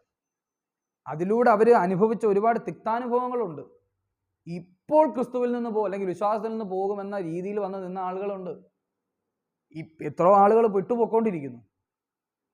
ഇതെല്ലാം സംഭവിച്ചുകൊണ്ടിരിക്കുമ്പോഴും നമ്മൾ നമ്മുടെ രീതികൾ മാറ്റാൻ തയ്യാറല്ല, നമ്മൾ നമ്മുടെ പ്രസംഗങ്ങൾ മാറ്റാൻ തയ്യാറല്ല, എന്താ പൗലോസ് അപ്പോസ്തലൻ പറയുന്നത്? ഞങ്ങളോ ക്രൂശിക്കപ്പെട്ട ക്രിസ്തുവിനെ പ്രസംഗിക്കുന്നു. വീണ്ടും പൗലോസ് അപ്പോസ്തലൻ പറയുക, ക്രൂശിക്കപ്പെട്ട ക്രിസ്തുവിനെ അല്ലാതെ മറ്റൊന്നും അറിയാത്തവനായി നിങ്ങളുടെ കൂടി. അതാരാ പറയുന്നത് ശ്രദ്ധിച്ചോണം. ഗമാലിയന്റെ കാൽക്കീഴിൽ നിന്ന് ന്യായപ്രമാണം അരച്ച് കലക്കി കുടിച്ച് പഠിച്ചവൻ, പഴയ നിയമം തന്നെ തലയ്ക്കകത്തുണ്ടായിരുന്നവൻ, ആ എരിവ് കൊണ്ട് സഭാവിശ്വാസികളെ കൊല്ലുവാൻ വേണ്ടി നടന്നവനാണ് ഇപ്പറേ വന്ന് പറയുക, എനിക്ക് നിങ്ങളുടെ മധ്യത്തിൽ ഇരിക്കുമ്പോൾ യേശുക്രിസ്തുവിനെ കുറിച്ചല്ലാതെ വേറെ ഒന്നും സംസാരിക്കാനോ അറിയാനോ താല്പര്യമില്ല. അത്രത്തോളം ക്രിസ്തുവിലേക്ക് ഇമേഴ്സ്ഡ് ആയിട്ടുള്ള ഒരു ജീവിതമാണ് പൗലോസ് നയിച്ചത്. അദ്ദേഹം ഒരുപാട് കഷ്ടപ്പെട്ടിട്ടുണ്ട് ആ കാര്യത്തിൽ.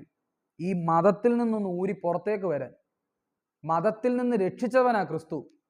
ഈ മതത്തിൻ്റെതായിട്ടുള്ള സകല ചട്ടക്കൂടുകളെയും പൊട്ടിച്ച് മനുഷ്യനെ ലിബറേറ്റ് ചെയ്തവനാ ക്രിസ്തു. അതുകൊണ്ടാണ് നമ്മൾ കർത്താവിനെ വിടുവിക്കുന്നവനെന്ന് വിളിക്കുന്നത്, അല്ലെ വീണ്ടെടുപ്പുകാരനെന്ന് വിളിക്കുന്നത്. നമ്മളെ ലിബറേറ്റ് ചെയ്ത്, നമ്മളെ ലിബറേറ്ററാണ് ക്രൈസ്റ്റ്.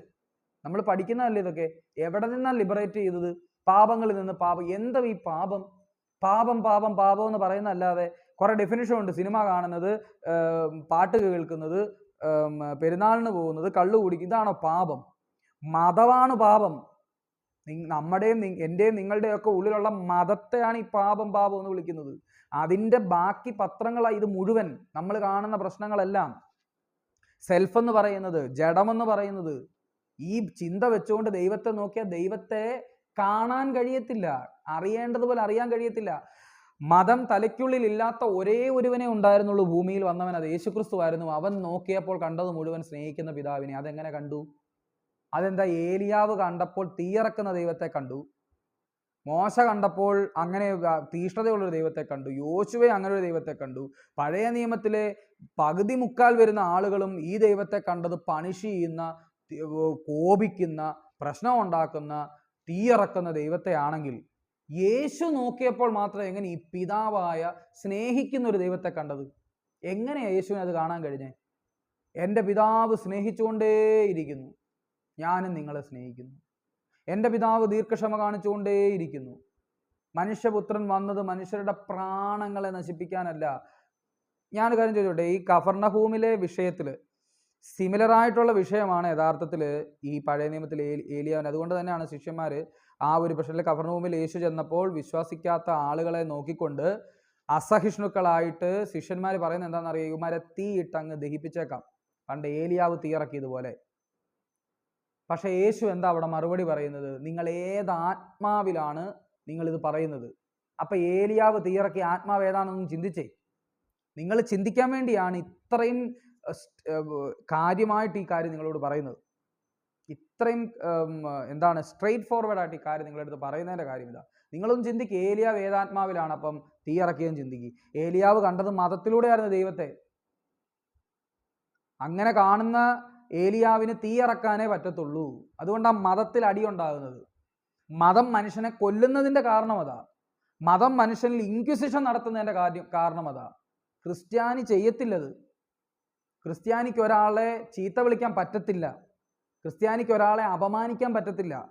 അവൻ സഹിക്കുന്നവനാ, അല്ലാതെ ഇടിക്കുന്നവനോ പണിഷ് ചെയ്യുന്നവനോ ചീത്ത വിളിക്കുന്നവനോ അല്ല.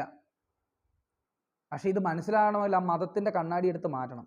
അതിനാദ്യം ഈ പഴയ നിയമം, ഓവറായിട്ടുള്ള ഈ പഴയ നിയമ ഭ്രമം ഒന്ന് മാറ്റി വെച്ചിട്ട് പുതിയ നിയമം എടുത്തൊന്ന് വായിക്കുക പ്രിയപ്പെട്ടവരെ.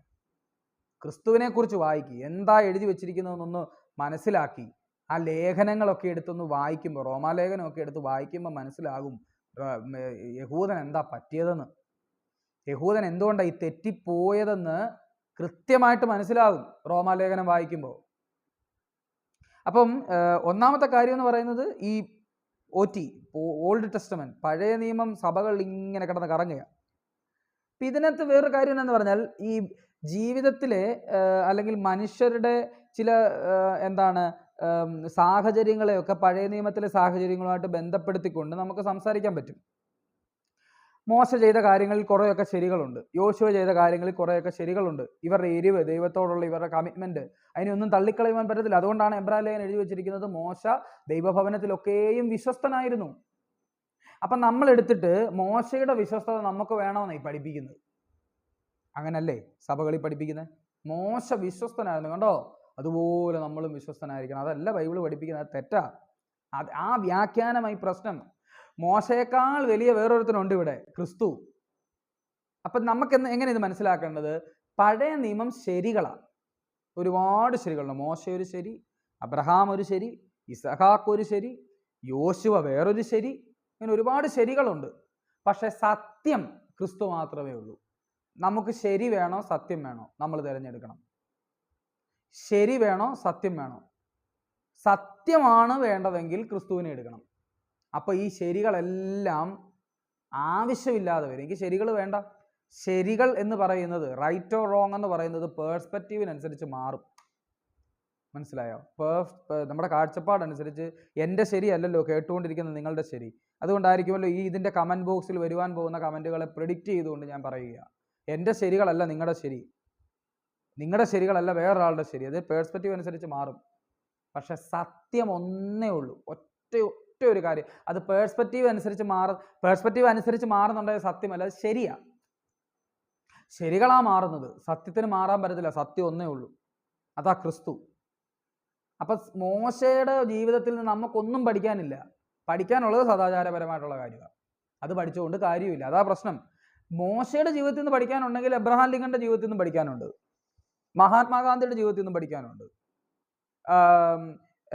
മാർട്ടിൻ ലൂതറിന്റെ ജീവിതത്തിൽ നിന്ന് പഠിക്കാനുണ്ട്, നെൽസൺ മണ്ടേലയുടെ ജീവിതത്തിൽ നിന്ന് പഠിക്കാനുണ്ട്, മദർ തെരേസയുടെ ജീവിതത്തിൽ നിന്ന് പഠിക്കാനുണ്ട്. നമുക്ക് ചുറ്റും ഇഷ്ടംപോലെ മഹാന്മാരുണ്ടല്ലോ പഠിക്കാൻ. അതുപോലെയുള്ളൂ മോശയുടെ ജീവിതത്തിൽ നിന്ന് പഠിക്കാനുള്ളത്. അപ്പം ഞാൻ ചോദിച്ചോട്ടെ, സഭകളിൽ അപ്പം മാർട്ടിൻ ലൂതർ ഇങ്ങനെയായിരുന്നു അതുകൊണ്ട് നിങ്ങളും ഇങ്ങനെ ആകണമെന്ന് പറയുമോ? മദർ തെരേസ ഇങ്ങനെയായിരുന്നു അതുകൊണ്ട് മദർ തെരേസയെ പോലെ ആകണമെന്ന് പറയും? ഇല്ല, അങ്ങനെ ഒരു ഉപദേശം ഇല്ലെന്ന് ക്രിസ്തീയ സഭയ്ക്ക്. എന്ന് പറഞ്ഞ പോലെ തന്നെ മോശയെ പോലെ ആകാനോ മോശയുടെ ജീവിത രീതിയോ മോശയുടെ സ്വഭാവമോ നമ്മളിലേക്ക് വരാനോ ദൈവം ആഗ്രഹിക്കുന്നില്ല. മറിച്ച് ക്രിസ്തുവിൻ്റെ സ്വഭാവത്തിലേക്ക് നമ്മൾ വരണമെന്നാണ് പുതിയ നിയമസഭ, പുതിയ നിയമ ഉപദേശം നമ്മളെ ഉപദേശിക്കുന്നത്. ക്രിസ്തുവിനെ പോലെ ഉണ്ടോ? ഇതല്ലേ ഉപദേശം? ഇതാ എവിടെ പറയുന്നത്? ഇതൊന്ന് പറയുന്ന സഭകളൊന്ന് കാണിച്ചു തരാമോ? കാണിച്ചു തന്നാൽ എനിക്ക് എത്ര സന്തോഷം, നല്ല കാര്യം. ഇത് പഠിപ്പിക്കുന്ന സഭകളൊന്ന് കാണിച്ചതാ. ക്രിസ്തുവിനെ പോലെ ആകും മക്കളെ, ക്രിസ്തുവിൻ്റെ സ്വഭാവത്തിലേക്ക് വാ. അപ്പം നിങ്ങൾക്കിത് പറയാം, മോശയെക്കുറിച്ച് പറയാം, പക്ഷെ അവിടെ കൊണ്ട് സ്റ്റോപ്പ് ചെയ്യരുത്. അത് മോശ ഇങ്ങനെയൊക്കെ ആയിരുന്നു, നല്ല കാര്യമൊക്കെ ചെയ്തത്, പക്ഷേ മോശയെക്കാളും വലിയവൻ ഇവിടെ ഒരാളുണ്ട് കേട്ടോ, അത് ക്രിസ്തു, അവനെ നോക്കിയാൽ മതി. അങ്ങനെ ഒന്ന് കാണിച്ചു കൊടുത്തേ. ഒരു വിശ്വാസത്തിൽ നിന്ന് ഒരു തലമുറയും തെറ്റിപ്പോകത്തില്ല. ഇത് ഇങ്ങനെ നിൽക്കുന്നുണ്ടെങ്കിൽ നിങ്ങൾ ഓർത്തോണം, അത് നിങ്ങൾ കൊടുക്കുന്ന ഉപദേശത്തിന്റെ വലിപ്പമൊന്നുമില്ല. ഞാൻ നേരത്തെ പറഞ്ഞതുപോലെ ഇപ്പൊ ഹിന്ദുവായിട്ട് ജനിച്ച ഒരു വ്യക്തി ഹിന്ദുവായിട്ട് തന്നെ അതിനകത്ത് നിൽക്കുന്നത് വിശ്വാസം കൊണ്ടാണോ? അങ്ങനെ ചിന്തിക്കുന്നുണ്ടോ? അത് വിശ്വാസമല്ല, അത് മതത്തോടുള്ള അവരുടെ ഒരു കമ്മിറ്റ്മെന്റാ. എല്ലാ മതത്തിലും മതങ്ങളോട് കമ്മിറ്റ്മെന്റ് ഉണ്ട്, ആ കമ്മിറ്റ്മെന്റിലാണ് നിൽക്കുന്നത്. അല്ലാതെ വിശ്വാസം ഉണ്ടായിട്ടൊന്നുമല്ല. അങ്ങനെ ചിന്തിക്കുകയേ ചെയ്യരുത്. എന്ന് പറഞ്ഞ പോലെ തന്നെ പെന്തക്കോസ് പ്രസ്ഥാനങ്ങൾ അവിടെ നിൽക്കുന്നത്, പുതിയ തലമുറ നിൽക്കുന്നത്, ഞങ്ങൾ ആരും തെറ്റിപ്പോയിട്ടില്ലല്ലോ. തെറ്റിപ്പോകാത്തത് ഈ പെന്തക്കോസ് മതത്തോടുള്ള ആ ഒരു അഭിനിവേശം കൊണ്ടാണ്. വിശ്വാസം ഒന്ന് എടുത്തേ, ഒരു 100 കോൺട്രഡിക്ഷൻസും കോൺഫ്ലിക്റ്റുകളും ആയിരിക്കും ബൈബിളിൽ നിന്ന് ഇവർക്ക് പറയാനുള്ളത്. കാരണം ബൈബിൾ എന്ന് പറയുന്നു, അതിൻ്റെ ഇൻ്റർപ്രിട്ടേഷൻസ് ആയിട്ട് 100 ഉപദേശിമാർ 200 രീതിയിൽ പറയുന്നു. ഇതെങ്ങനെ ഉൾക്കൊള്ളാൻ പറ്റും ഇവർക്ക്? അപ്പോൾ ഈ ശരികളെ അല്ല നോക്കേണ്ടത്, മറിച്ച് സത്യമായ ക്രിസ്തുവിനെയാണ്. ഇനി മറ്റൊരു കാര്യം പറയാനുള്ളത്, ഈ കൊല്ലുന്ന, കോപിക്കുന്ന, തീക്ഷ്ണതയുള്ള, ശിക്ഷിക്കുന്ന യഹൂദമതത്തിൻ്റെ ദൈവത്തെ, അങ്ങനെയാണ് ഞാൻ പറയുന്നത്. പഴയ നിയമത്തിലുള്ള ദൈവം കൊല്ലുന്നവനാണെന്നോ ശിക്ഷിക്കുന്നവനാണെന്നോ അല്ല, യഹൂദമതത്തിൻ്റെ കാഴ്ചപ്പാടിലൂടെ നോക്കുമ്പോൾ ആ കാഴ്ചപ്പാടാണ് നമ്മൾ ഈ പഴയ നിയമത്തിലെ 39 ദിവസങ്ങളിലും കാണുന്നത്, 39 ദിവസങ്ങളിലും കാണുന്നത്. അല്ലെങ്കിൽ ഞാനൊരു കാര്യം പറയാം, സങ്കീർത്തനം 150 സങ്കീർത്തനങ്ങൾ, ആ 150 സങ്കീർത്തനങ്ങളിൽ ഈച്ച് ആൻഡ് എവരി വേർഡ് നിങ്ങളെടുത്ത്, നിങ്ങൾ എന്തായാലും ഈ പുസ്തകം 100% ദൈവശ്വാസീയം, ഞാനും അങ്ങനെ തന്നെ വിശ്വസിക്കുന്നത്. പക്ഷെ ദൈവശ്വാസീയം എന്ന് പറയുന്ന പദത്തിന് ഡെഫിനിഷൻ നിങ്ങൾ ഉദ്ദേശിക്കുന്നതല്ല. Word by word has been inspired by God, അങ്ങനെ അല്ലത്. അത് തെറ്റായ ധാരണയാണ്. ദൈവശ്വാസീയത്തെക്കുറിച്ചൊരു വീഡിയോ ഞാൻ ചെയ്യാം, അതിനകത്ത് വ്യക്തമായി പറയാം. ഇവിടെ എന്തായാലും നിങ്ങൾ ഉദ്ദേശിക്കുന്ന ഡെഫിനിഷനേ അല്ല ഇതിനുള്ളത്, നിർവചനമേ അല്ല ഉള്ളത്. എന്താണ് ഓരോ വാക്കുകളും ദൈവത്തിൽ നിന്ന് വിരചിതമായത്, പരിശുദ്ധാത്മാവ് കയ്യിൽ പിടിച്ച് എഴുതിപ്പിച്ചെന്നൊക്കെയാണ് ചിലർ വിശ്വസിക്കുന്നത്. അങ്ങനെയല്ല.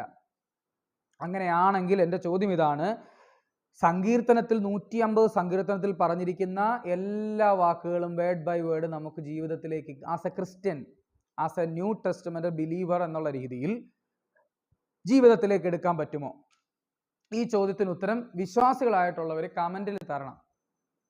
എൻ്റെ ശത്രുക്കൾ മുടിഞ്ഞു പോകണേ എന്ന് പറയുന്ന ദാവീദിന്റെ പ്രാർത്ഥന എടുത്ത് പ്രാർത്ഥിക്കുന്ന ഒരു ക്രിസ്ത്യാനിയെ കാണിച്ചാൽ, അങ്ങനെ ഉണ്ടെങ്കിൽ നിങ്ങൾക്ക് എന്തോ കാര്യമായിട്ട് പ്രശ്നമുണ്ട്. നിങ്ങൾ ക്രിസ്തുവിനെ അറിഞ്ഞിട്ടില്ല, നിങ്ങൾ ക്രിസ്തീയ വിശ്വാസിയുമല്ല, നിങ്ങൾ പുതിയ നിയമവിശ്വാസിയല്ല, നിങ്ങൾ പഴയ യഹൂദന്റെ മതത്തെ ഫോളോ ചെയ്യുന്ന ഒരാൾ, അത്രേ ഉള്ളൂ. അല്ല നിങ്ങൾ നിങ്ങളുടെ മനസാക്ഷിയിൽ തൊട്ട് പറ, ഈ പറയുന്ന കാര്യങ്ങളെല്ലാം നിങ്ങൾക്ക് അപ്ലൈ ചെയ്യാൻ പറ്റുമെന്ന്. ഈ ദുഷ്ടന്മാരെ നിഗ്രഹിക്കുന്ന ദൈവം ദുഷ്ടന്മാരെ നിഗ്രഹിക്കണമെന്ന് പറയുന്ന പ്രാർത്ഥന നിങ്ങൾ കുടുംബ പ്രാർത്ഥനയിൽ പ്രാർത്ഥിക്കുന്ന പ്രാർത്ഥനയാണോ? മക്കൾക്ക് പറഞ്ഞു കൊടുക്കുന്ന പ്രാർത്ഥനയാണോ അത്? ഈ ദുഷ്ടന്മാരെ നിഗ്രഹിക്കണമേ, ശത്രുക്കൾ ഛിന്ന ഭിന്നമായി പോകണം. ഒരു പാട്ടുണ്ട്, എന്നെ എതിർക്കുന്ന ശത്രുക്കളെല്ലാം ഛിന്ന ഭിന്നമായി പോകും എൻ്റെ ദൈവത്താൽ. നിങ്ങൾ പാടുമോ ഇത്? നിങ്ങൾക്ക് പാടാൻ പറ്റുമോ? പുതിയ നിയമവിശ്വാസികളോടായി ചോദ്യം. അങ്ങനെയാണോ കർത്താവ് പഠിപ്പിച്ചത്? ശത്രുക്കൾക്ക് വേണ്ടി പ്രാർത്ഥിക്കുക, നിങ്ങളെ ഉപദ്രവിക്കുന്നവർക്ക് വേണ്ടി നിങ്ങൾ പ്രാർത്ഥിക്കുക. ഈ പറഞ്ഞ വചനങ്ങളൊക്കെ നിങ്ങൾ എവിടെ കൊണ്ട് വെക്കും? അപ്പോൾ വേർഡ് ബൈ വേർഡ് ഇത് എടുക്കാൻ പറ്റത്തില്ല എന്നുള്ളത് 100% ഉറപ്പാ. നിങ്ങൾക്ക് ഒരിക്കലും അതിനകത്തോട്ട് അപ്ലൈ ചെയ്യാൻ പറ്റത്തില്ല നിങ്ങളുടെ ജീവിതത്തിലേക്ക്. അപ്പം ദൈവശ്വാസിയം എന്ന് പറയുന്നത് ഞാൻ പറഞ്ഞല്ലോ, ഉൽപ്പത്തി മുതൽ വെളിപ്പാട് വരെ ദൈവശ്വാസിയം തന്നെ, സംശയമില്ല. ദൈവത്തിന്റെ അറിവോടല്ലാതെ ഇതിലൊരു വാക്കുകൾ പോലും എഴുതി ചേർക്കപ്പെട്ടിട്ടില്ല. 100% ഞാൻ അതിൽ വിശ്വസിക്കുന്നു.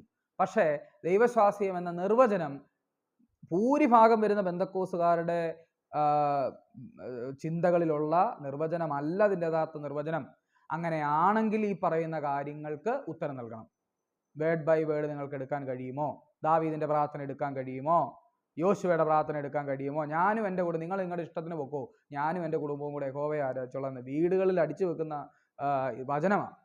ഇതിന്റെ കോണ്ടസ്റ്റ് അറിഞ്ഞിട്ടാണോ ഈ പെന്തക്കോസുകാർ ഇതിങ്ങനെ കൊണ്ട് തൂക്കുന്നത്? ഞാനും എൻ്റെ കുടുംബമോ, ഞങ്ങളെ യഹോവയെ സേവിക്കാം. അതിന് തൊട്ട് മുമ്പിൽ എന്താ?